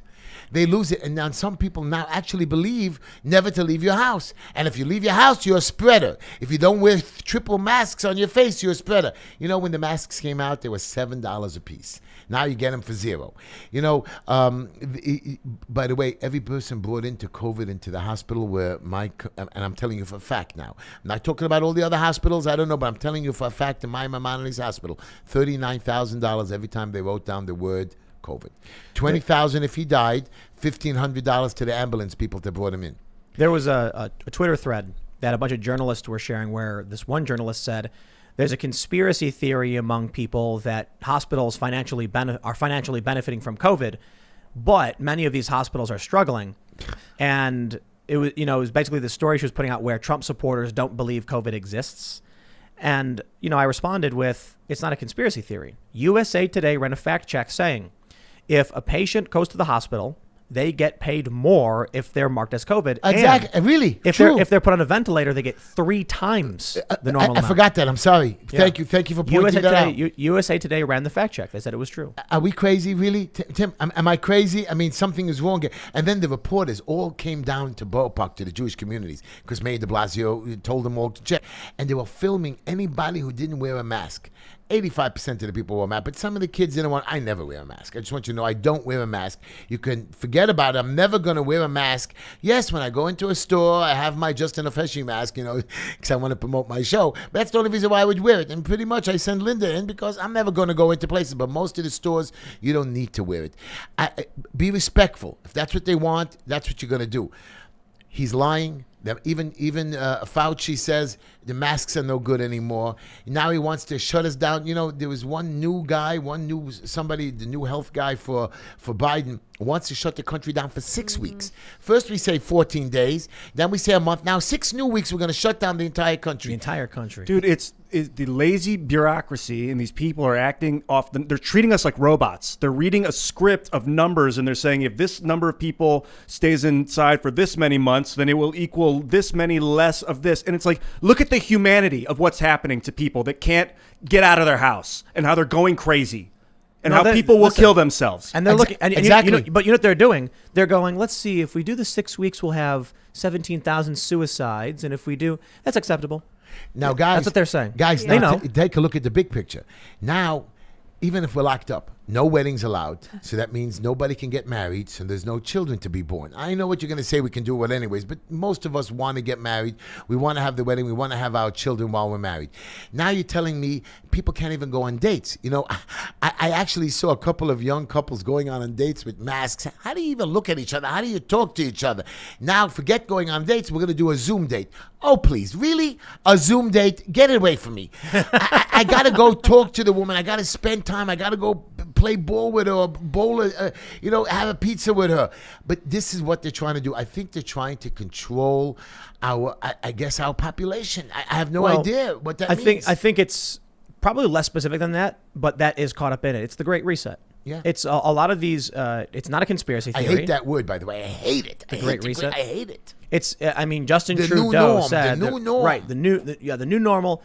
The World Economic Forum said COVID-19 is our opportunity for the Great Reset to fix global capitalism so that stakeholders, get more involved or whatever. And then, so I think these politicians are like, now's our chance. So I think we had a really, really bad COVID, earlier this year. We saw what happened with China. The question that needs to be asked right now is, look, what about these other countries? China recovered. China's fully open. Yeah, no vaccine. Beautiful. Wow. So what I think is, in my opinion, that COVID's around. And I wouldn't want to get it. It's got lingering health effects. There are people who lose their sense of taste and stuff. And a friend of mine just got COVID, and he's got symptoms. It's like he can't smell or whatever. That's freaky. But it doesn't mean we shut down the entire country over it. So what I think happened is it was novel earlier this year. A lot of people got it. It was spreading like crazy. Guess what? 15 days to slow the spread. It worked. I think we saw everything go back down, everyone back to normal. But then instead of saying, okay, congratulations, everybody, we did it, they said, just keep it locked down. Right. And then these Democrats started saying, hey, we can use this. Exactly. And that's what they've been doing. So I think we should take it seriously, but I don't think seriously at this point is going against the World Health Organization's own advice. You should always take your health seriously. Nobody, in the summertime, it's raining and people run into their house soaking wet and they go to the air conditioner. In the winter, I want to look nice and pretty, and they wear the skinny little dresses. You know the girls. I got to wear their beautiful, I'm making fun of you women. I got you. I know you have to wear those thin little see-through dresses, but don't make fun of me. But I don't look at that. I'm not supposed to, but I do look. It's terrible. I'm joking, Linda. I don't look. I really. Tim, please send me home. I can't be here anymore. You can't behave. So, my point to you is take care of yourself. Wear a coat. I wear a coat. I wear myself a sweat jacket in the winter. When it gets rain, yes, I'll suffer and I'll take off my clothes and I'll change it. If I don't have a change of clothes, you'll suffer because you're going to get sick. And if you want to get sick, it's going to get worse. And that's what you have to do. You must take care of yourself. Go home and take your Tylenol. Don't be a big shot. Go take your aspirins. Go to a doctor for your every 6-month checkup. People make fun of me. Oh, Heshy, you're a big fat guy. You're dying. I have my blood pressure 120/80. Nothing can get to me. Okay. I'm perfect health. I gotta lose like 900 pounds. I know. Damn, I can't win on it. Can I look like you? You look so good, man. You gotta fast. Ian. Try Now you're intermittent praising him. I fasting. love him. Don't you say I love him? too, I Hesh. really love him. He's a good-looking Dude, man. obesity, what is it? 60% of Americans are obese right now. Yeah. And is completely related to this epidemic. Yeah, We're stuck at home. It's a comorbidity, and people who are stuck at home, people who are obese are dying of COVID. And so let's talk about that. I know, but life is so short. I want to tell you a story. I was today at the Abraham Lincoln Memorial, and I love Abraham Lincoln, one of my favorite presidents. I'm a historian. I love history. I love the past. I love learning about Civil War. I do a lot of research on World War II, of course. And Abraham Lincoln was one of my favorite. And when my son was born, I wanted to name him Abraham Lincoln Tischler, Would have been cool, right? But, of course, Linda won. That woman is just, I'm looking back 31 years. I'm a loser. Oh, no. God, that girl beats me every which way. I love you, baby. I love you. I'm coming home. Don't worry about it. Anyways, so my father passed away when I was young. His name was Abraham Solomon. And I was a little depressed. I had to get up from the 7 days of mourning. I had to take care of my family. Passover came, and it's a true story. And if you don't believe me, you can ask my nephews, my family. And I had to make the Seder. A Seder is when we got out of Egypt, we were slaves in Egypt, so we came out and we became free, the Jewish people, 3,000 something years ago. So every year on Passover, we make this Seder, this remembrance dinner of our freedom from Egypt. And when I got up, I was 13 years old. I was the man. My father passed away. The day I stood up for mourning was the day of the first Seder, and I had to make this Seder every year for my mother and my brothers. Once I married off my brothers, I took care of my mother. I helped her recover her family. I did some good things for the family. So I got married. Linda found me. She tricked me into marriage. No, you didn't. I'm joking. She didn't trick me. She did. And so anyways, we got married, and we were pregnant with our first child. And I told Linda, I don't want to be religious anymore. I'm sick of this Passover. I want to change. I'm a new man. I took care of my family. I moved my mother to a new home. I did everything good. I took care of my sister. I want to run away.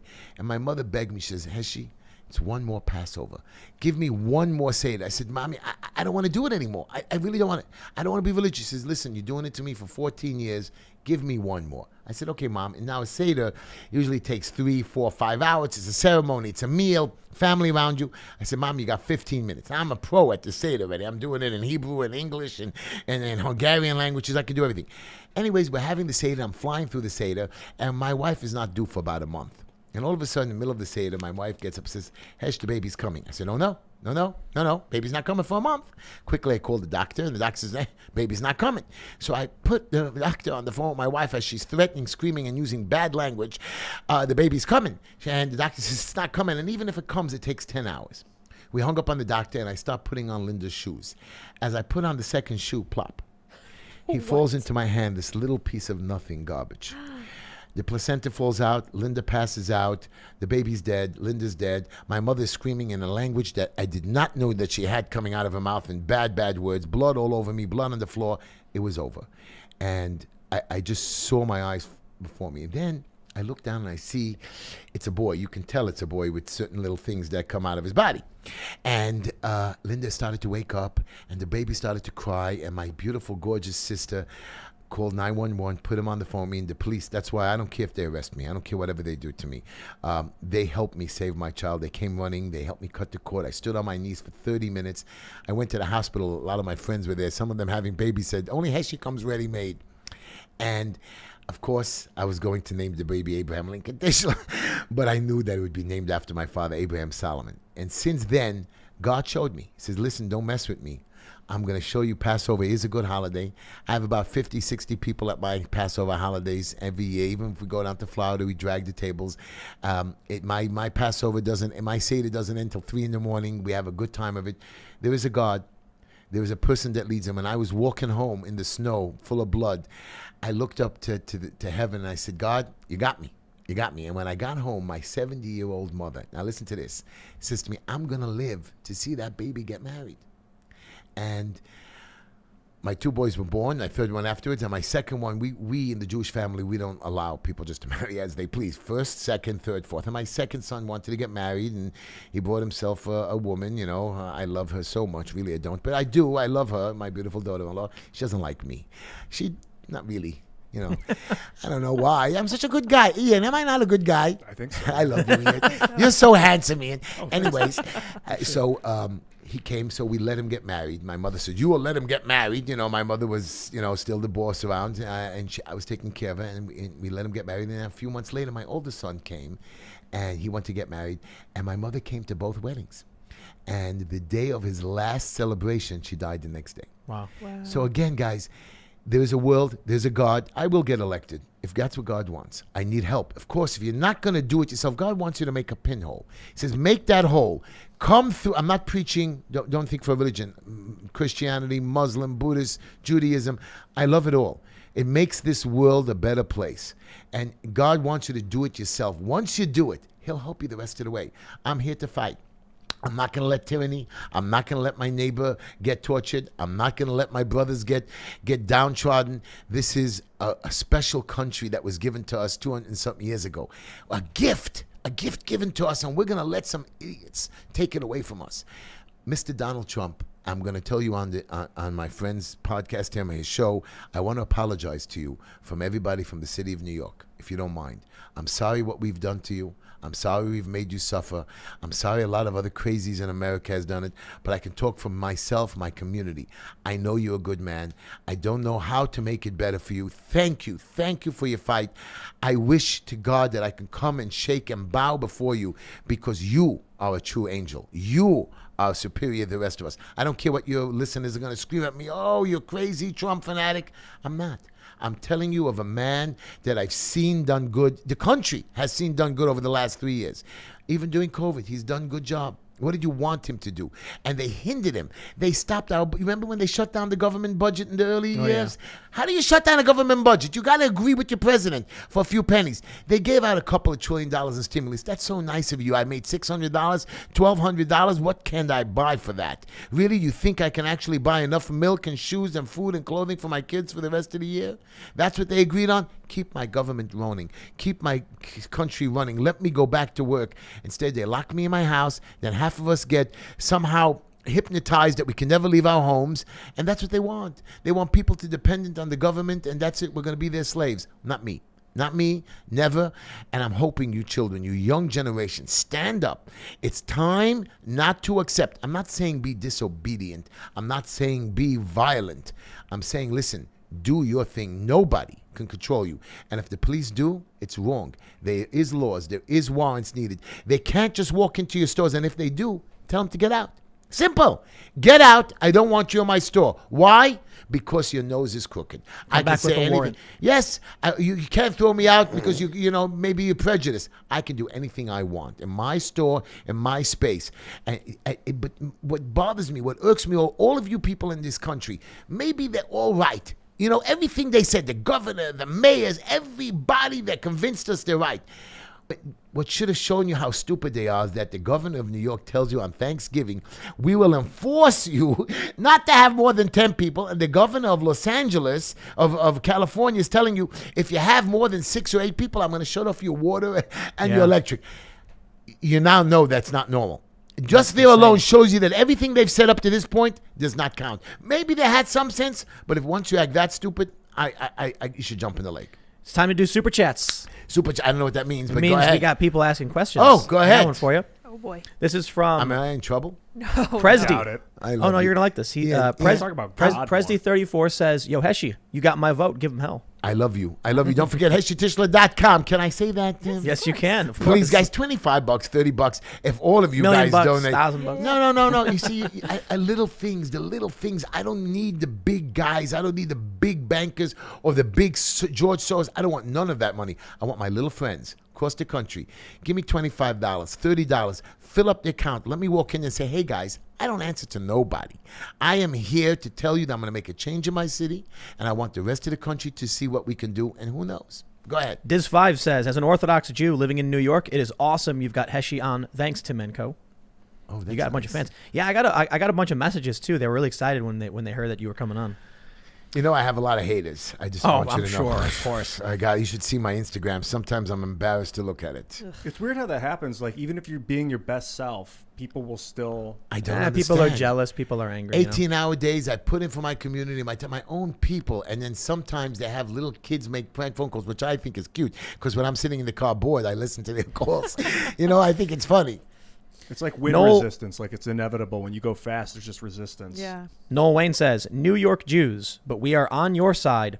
Mayor of New York, the German Jews had the same thing. Thank you. I just want you to know you're right, and the mayor's an idiot, and I thank you across this country for your support. I've seen it. You're just wonderful people. Remember, we're all the same. Everybody, pay attention. We're all the same. That's it. This is crazy. Dallas TV says, Tim, have you heard of the skyrocketing suicide rate in Japan? Last month, they had more suicides than all their COVID deaths. Raises the question, are the benefits of the lockdown worth the consequences? Crazy. Yeah. Me too. I have 97 suicides. I'm not talking the rest of you. I'm going to repeat it over and over again. You don't understand. Each one hurts me. And this is this year. It's not even over yet. I can't wait for this to be over. It hurts me every time, from a 21-year-old killed to a 15-year-old girl that cuts her wrists, or a 42-year-old woman that overdoses. I can't. Over stupidity. We can fix this. It's not right. Ty Chapman says, Georgia court grants injunction preventing wiping of Dominion voting machines pending forensic inspection. This could be massive. Really? I thought they reversed the reversal already. No? I don't know what they're doing. It's hard to track, but Free Nation Radio says, Heshy, you seem like a real mensch. What's your take on Jewish support of the Democrats who are leaning into anti-Semitism with Omar Tlaib and ignoring violence from Black Hebrew Israelites? I'm sorry to tell you, we all have crazies in our families. I don't know. Most of us Jewish Orthodox people are normal. We have some retards that do switch the sides. We have some leftists, which I really, I was at the hospital where I volunteer every day, and one guy starts coming out to me, screaming at me, murderer, murderer, murderer. I said, what the hell? We always have somebody, like you said, and I don't understand any of my brothers and sisters that have at all voted for Biden or are leftist, and I'm embarrassed to tell you, I have family members, close family members, that I'd like to beat the hell out of, but I know I'm going to go to jail and my wife will kill me, that actually voted for Biden. And when we talk about it, we get in trouble. At Thanksgiving dinner, there was a rule that said no politics, no hugging. I said, exactly, who are you talking to? Who did you send that text to? I hugged everybody and I spoke a lot of politics. Josh Martinez says, love this guy.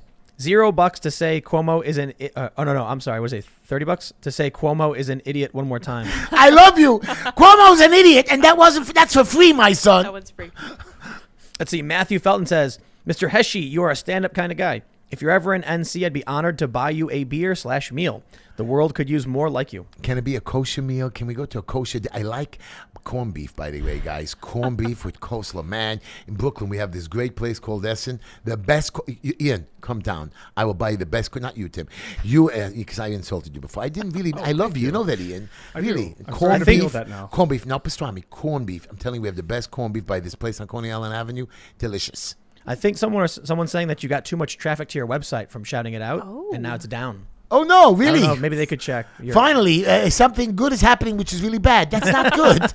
I don't know, guys. I don't even know how to type in my own name sometimes. My fingers are so fat, with these little buttons, All right, we got Jacob Hawley says, on the dailytrumpet.com, thousands of U.S. election votes stored on 47 USB cards have gone missing in Pennsylvania.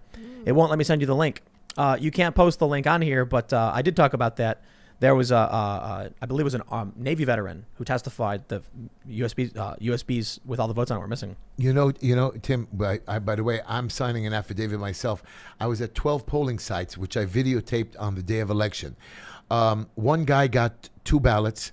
Another one, I saw her getting jammed. The lady took it out and said, I'll scan it later. I said, you can't do that. That's illegal.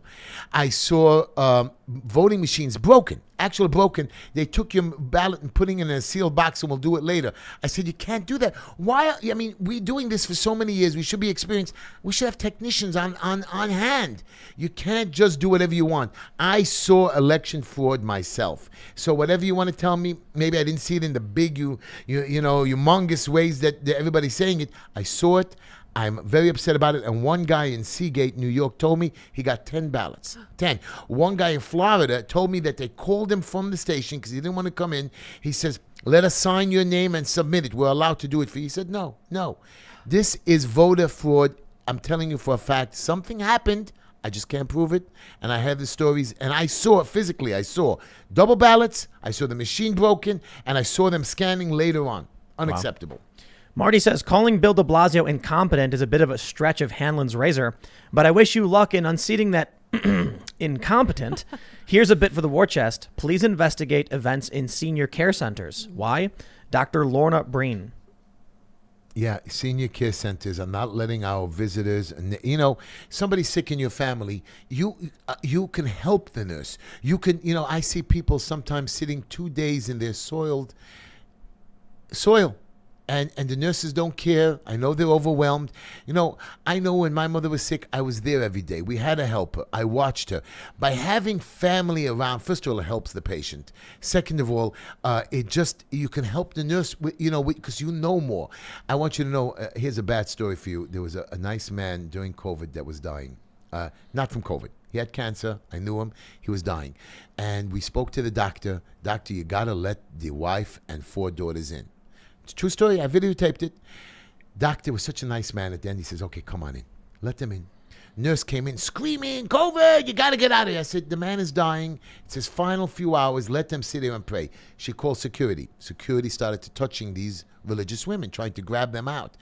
Again, we were called, you won't touch them. Police came. The girls tried to protest, sit on the floor. They grabbed the mother. They grabbed one of the daughters and they tried to take another daughter to the crazy house. They arrested them for sitting in the hotel room crying with the husband. By the way, the husband died that night. They took him to the jail. They were supposed to give them a desk appearance ticket. What did they do? Really, tell me what they did. So I went back later on to the hospital, and the security guards loved me there. They said, Heshy, they're still there. They didn't let him out. They didn't give him back a ticket. Because I went back to see if I can help with, with the death at the end. There's certain ritual rites, and I'm pretty good with stuff like that. Maybe I can help them ease through it. They said, no, Heshy, she's in the jail cell. I said, it's impossible. She's there already 6-7 hours. I went to the police station. I walked up the steps. You can't come in here. I said, listen to me, boys. Here's very carefully. You either beat the shit out. I can't say it. I know. Tim. You can if you want. Okay, I'm not. We never tell people they're not allowed. Okay, but I'm not saying anything. I'm a religious Jewish guy. But anyways, I said, you can either beat me up or I'm going to rip this building down brick by brick, and I'm going in there. And I started to push my way in, and the cops all stood there. I said, I have no problem. Out came a lieutenant who never met me before. Shook my hand and says, Heshy, stop. I said, these women are coming out of jail. They're losing their husband and father, and you're going to let them sit and rot in jail. Well, you don't know the procedure. I said, I know the procedure. You got 5 minutes. He said, what are you going to do, protest? I'm saying, I'm going to call everybody in my neighborhood. We're going to scream and holler, and we'll see what happens. Maybe we'll be violent, maybe not. 10 minutes later, they were out on videotape, And she went back to the hospital. I followed her there, not to cause trouble, and he died that night. Wow. You arrest women. This is what our mayor has done, that we arrest women whose husbands are dying, and the husband saw his wife and daughter being pulled into jail. Wow. So That's what do I creepy think, stuff, guys? I'm pissed. I'm pissed about a lot of things. And I'm going to fight to the last breath. Listen to me. Alex Fiala says, Heshy, thank you for fighting for our neighborhoods. Brooklyn here and love you. You might got haters, but you got some. I love some big Brooklyn. fans. My Brooklyn people. I love my Brooklyn people. I'm getting calls from London. What they're doing in London is terrible. Oh man, What's going Terrible. on? Oh, locked old people, old senior people who are protesting. They're arresting them. They're arresting them and carrying them into these police vans. Old senior people that are protesting that everybody else is allowed to protest. But again, easy come. You could just push around. The bullies could do whatever they want. I think you got to think bigger, Heshy. Rotting Flare says, lived my whole life in Suffolk County, over 3 decades. And you're absolutely right about all the corruption. Please run to replace Cuomo so that you can clean up all of New York and so that I may have the privilege of voting for you. Wow. I love you. I love you. I love you. I want you to know something. I'm a man who's focused, and I've always had a vision, or I look at the light at the end of the tunnel, and I work where I promised that I could do best. Right now, I know that my focus, especially with my experience, I can get into the city council. When I can show you people that I can help, not control, never control, and not lead, guide my city, fight my city to make it better. I got 8 million people in trouble. I have 5 boroughs, and I'm not talking Jews. I'm talking black people, Italian people, Asian people. They come to me. I take care of all the communities, Muslim people. I'm in churches, mosques. This is where I want to fix it. You're right, 2022. There's a governor election. I'm not going to run, but you never know what happens. But I'm not looking to be, everybody wants to be something bigger, a billionaire. They need 20 billion, 70 billion. I'm happy with what I have. I know my goal. I know if I can fix my city, I can work and help and guide and give advice to other communities and other towns. New York is my town. Everywhere in New York is my town. Right now, it's the 5 boroughs that need me badly and need me to make a change, clean sweep. And maybe the other little communities will fight back and make their own changes. That's all, and I will be there. Right on. Hershey Schwartz says, thank you, Tim, for having Heshy on the show. Thank you for shedding light on very important issue. Keep fighting the good fight. You are going to heaven. His name is Heshy, by the way.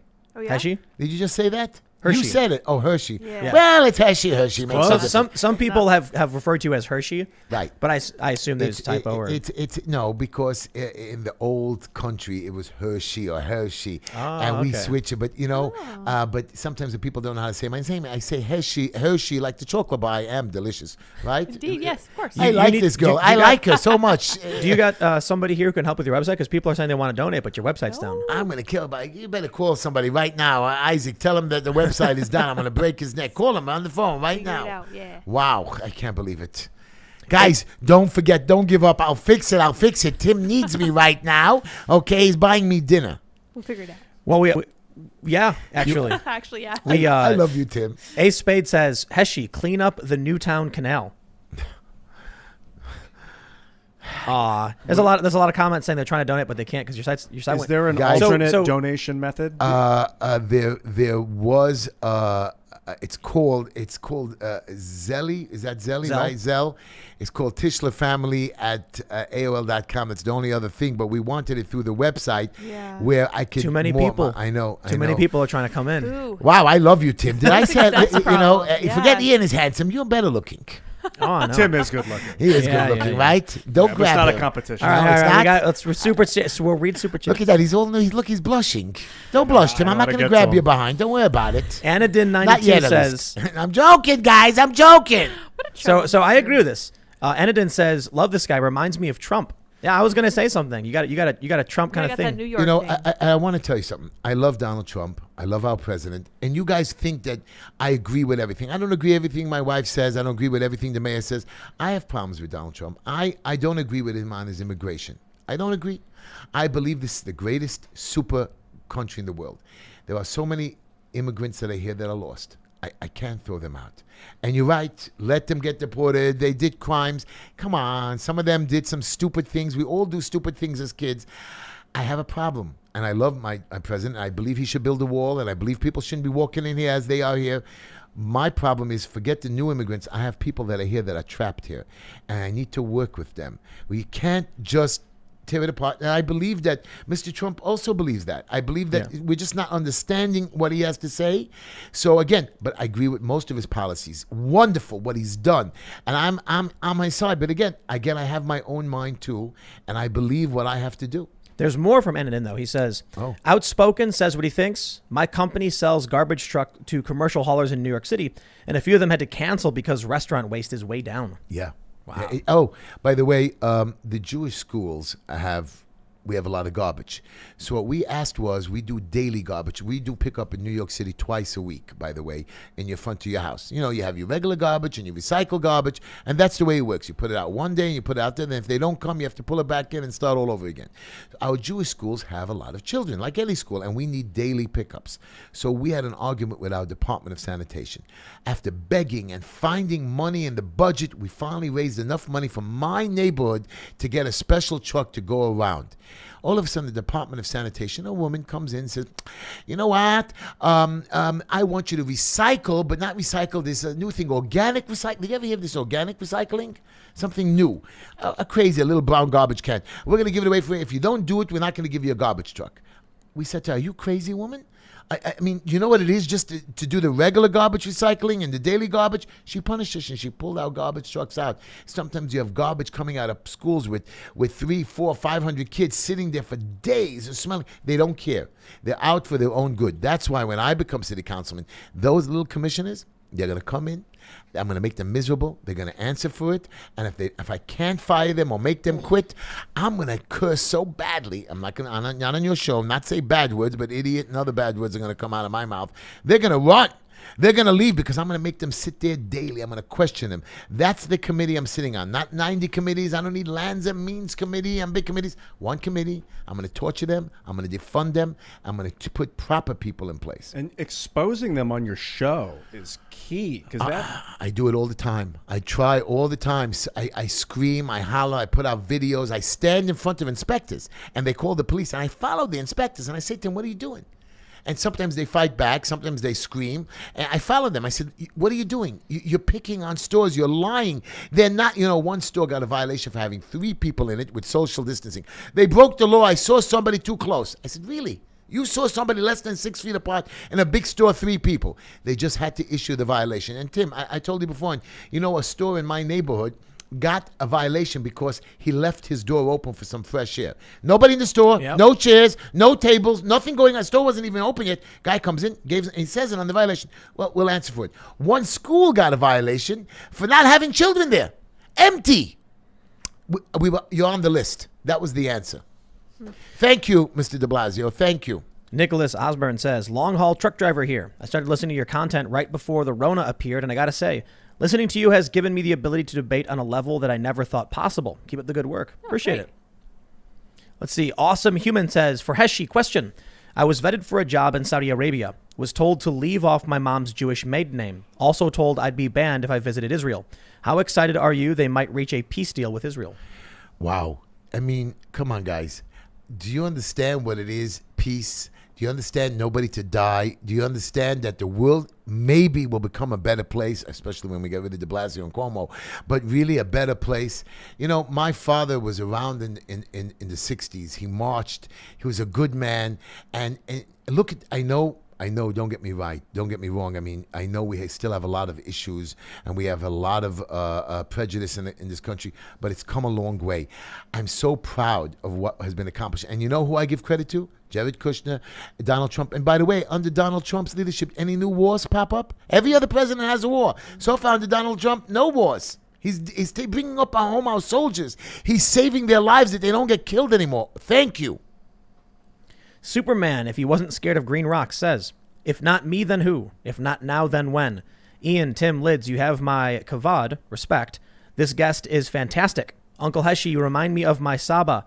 Shavua Tov and Todoroba, Thank Wow. you for being a Zadik in a time when we needed one the most. He said it was so nice. I hope of him. my pronunciation was awful. No. You did great. He said after the Sabbath, you wish somebody a good week. And he also said, I'm a holy man, which you're wrong. I wish I was. I wish I was better. I really try. And he wanted to give us, covered his respect. And this was a very nice saying. Thank you. Cool. Thank you for me. And thank you for Tim. What- He said he was very nice, this What gentleman. language was it? It was Yiddish Hebrew. Oh, Yiddish Hebrew, yeah. He did very nicely, and he wished us such good things. He wished us, thank you. That was so Cool. nice. And you said it. You really did it good. You did it better than me. SCB says, "Hi Heshy, I like you and support your fight against Cuomo and De Blasio, and I'm working with someone to develop a merchandise company centered around politics and would love to work with you. No one should have to endure this." I love you. I'm always open to help somebody. I'm always hoping that I hope to help somebody make money. I want people to do well, and if anybody could use my help in any way, and it would be my pleasure to help you. My pleasure. Please, anytime you can contact me by email, justinofheshy@gmail.com. My phone number is all over the place. I'm not scared, but, I can't pick up every call. You can WhatsApp me, text me, Instagram me. What's that other thing? TikTok, YouTube. You're on TikTok? Whatever. Yeah, he is. Yeah. I have quite a bit of fun. I can't believe it. I just went crazy. I love TikTok. Good, I have had good responses. I right. thought Instagram was cool, but TikTok I'm a TikTok fan. Oh, There you nice. go. Yeah. Matthew Holly says, "Heshy, accept Bitcoin and contact Larry Sharp." Okay. No problem. I don't know what that means, but okay. Thank you. You can put a Bitcoin address on your website that people can donate to. Wow. Yeah. Oh, wow. And they Maybe can help you. copy it, paste it, and then send you Bitcoin. Oh, beautiful. Adventurer says, "Former code enforcement officer. I was forced to resign for bringing up Fifth Amendment violations in a rural county. It happens everywhere, unfortunately." Yeah, we have a couple of good men in my community, code enforcement officers that are retiring and quitting because they won't put up with de Blasio and their commissioners forcing them to do illegal. They actually quit. I couldn't believe it. I speak to them. Some of them are my friends, and they're hiring new idiots that have no idea of no training. We have people who are building department inspectors that have never lifted a 2x4. You have guys that are plumbing inspectors are telling guys like me that have been in the business for 30 years how the pipe should be situated and bent when he's never been a plumber or put together two pipes, but he knows how to read a set of plans. I had one lady inspector who so badly hated the Jews. She goes from, I've been following her. She sits down a one-page easy plan for 3 hours torturing us, and I don't even know if she's ever even glued tile to the wall. And she's telling me how to build my building. Dan Austin says, "New York got the best pizza and the worst mayor. Giuliani was the best." I love it. I go to a pizza shop every Saturday night. There's a guy who does it. I actually love pizza. I love pizza, guys. So I try to go to different pizza shops. Me and Linda, again, I'm broke. So the best date I got is pizza night for Linda. It's only $8, you know what I mean, and a soda. I would buy her a steak, but Linda likes pizza too. Isn't Brothers Pizza just $1? We don't eat the not kosher. Our pizza is Oh, that's right. $3.75. Yeah. It's, so for 2 slices plus a soda, me and Linda have a good Good. night. Listen, I take her out of the house, and the gas and the tolls. I know I'm cheap, guys. What do you want from me, man? Is it the I'm kosher- broke. Is it the cheese that's kosher? It's the cheese. It's You know- the cheese. And of course, it's made in an oven that's not mixed with any meats and is watched constantly. That it's only made for dairy products. It breaks my heart to see what they're doing in New York City because I lived there for 5 years and good memories. A lot of fun, hanging out with people. There's always a different neighbor you can go to, a different kind of food. You can get Venezuelan food in New York. It's great. Ethiopian food. Ethiopian's kosher, amazing. Kosher Yeah. Indian food. I never had, we never had sushi. When sushi came out a couple years ago, I'm addicted. We could never have sushi. Because it's not kosher. Not kosher, but now they figured out a way with the fake crab. Oh, wow. I love Oh, it. yeah. And I Good make stuff. myself Yeah. my own. I make the best crab salad and the best schnitzel, which is, chicken cutlets. Yeah. My mother taught me when I was a young boy how to make chicken cutlets and French fries. And that's how I tricked Linda, really. She didn't trick me. I tricked her with food. Women are easy. No, I'm joking. She tricked true, we me. So I made her she says, "You are the best cook. Really, that's all I know how to make." Chicken cutlets and French. She figured that out after 31 years. Cynthia Salen, hopefully I pronounced that right, says, "Heshy, President Trump is very pro-Israel. I'm worried that Biden will destroy all the good that Trump has done for Israel and in turn, America will lose its blessings. What's your opinion?" Yeah. So let me tell you, that is correct. We're all worried about that. But here's the deal. You know, people don't understand, even if Trump doesn't get reelected, which I believe he should, and I believe he can, and I believe he will, but God gave us a gift. Trump shouldn't have never been president. Everybody was against him from day one. Everybody said he had no chance. Election day, he lost by 90%. And look what happened. He gave it to us. It was a gift for 4 years. He gave us Israel by moving our embassy. He's helped out us in the peace. Come on, Middle East. Did you ever see? And they're not going to give him the Nobel Peace Prize at the end of the day. I don't think Biden could hurt them, but Israelis are tough people. It's a tough country. You know, women there in that country are more successful than anywhere in the world. The biggest chance in Israel, if you're a woman entrepreneur to be very successful, Israel is equal to everybody. They're so great. Of course, they have their issues like every country. You have the religious, the secular. Everybody fights with one another. But when it comes down to the bottom line, when they're at war, when they're in trouble, they stick together. And I know every inch of that land. And I'm an American boy. I'm a Jewish man, but I know that land. I was there right after 1967, 1969, after the war. And I was climbing in Jerusalem over garbage piles, where today the property is worth hundreds of millions of dollars. Then you could have got it. It was like warland. I was climbing over garbage. I saw tanks blown up on the street. I was a little boy. And I go back now and I'm in awe of how they built that land up. Deserts of cities. And I'm proud of them. And I know they're survivors, and a lot of the Holocaust survivors who's built that country are wonderful people. I'm proud of them. And it's not only them. I'm happy Saudi Arabia is waking up. I'm hoping their human rights issues are going to change as well. The mistreatment of women. You know, we have that all over the place. There's so much strife, so much tribulation, so much troubles in the world. We've got to fight the battles one at a time. And you remember not the Red Cross. What did Kennedy make? Where we sent people all over the world, the youth people. Some organization in the 60s, young people went all over the world to help the world. The Peace Corps? The Peace Corps. Yeah. I can't believe it. What a great idea that was, right? Just going out to help people. Look how great America is. We could do so much. Yeah, we could. We could build water wells and like solar-powered water condensation all over the world.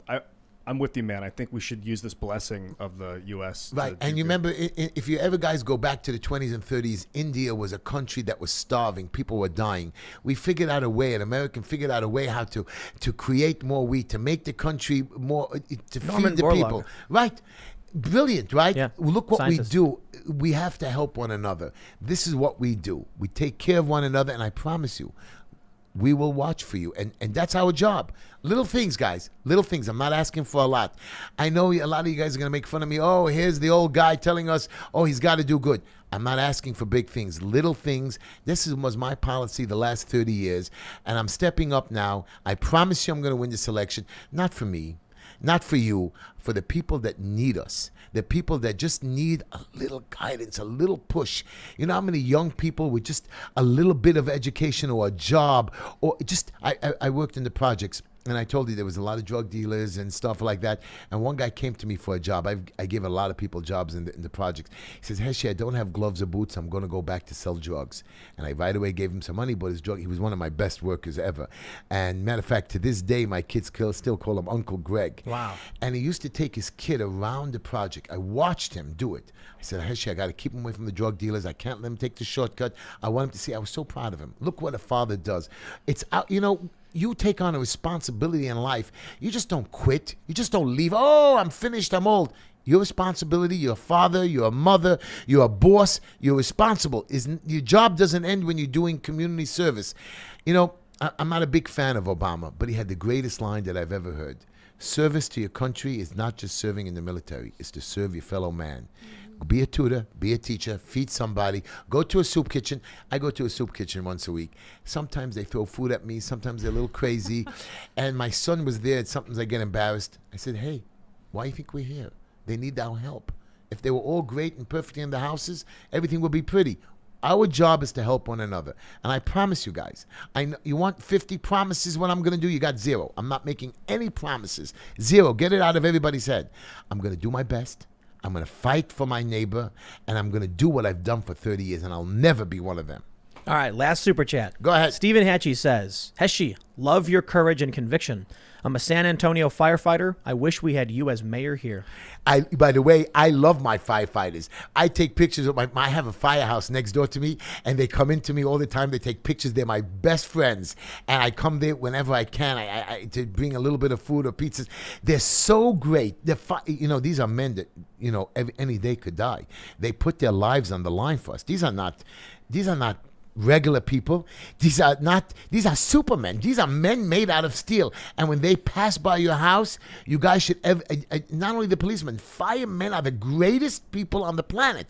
I've seen them go into burning buildings. Are they crazy? They must be crazy because they actually run into burning buildings. You gotta love it to kill it. I know. I think I've seen them save children. I've saved families, giving mouth to mouth, and I don't know what. And I've seen it myself.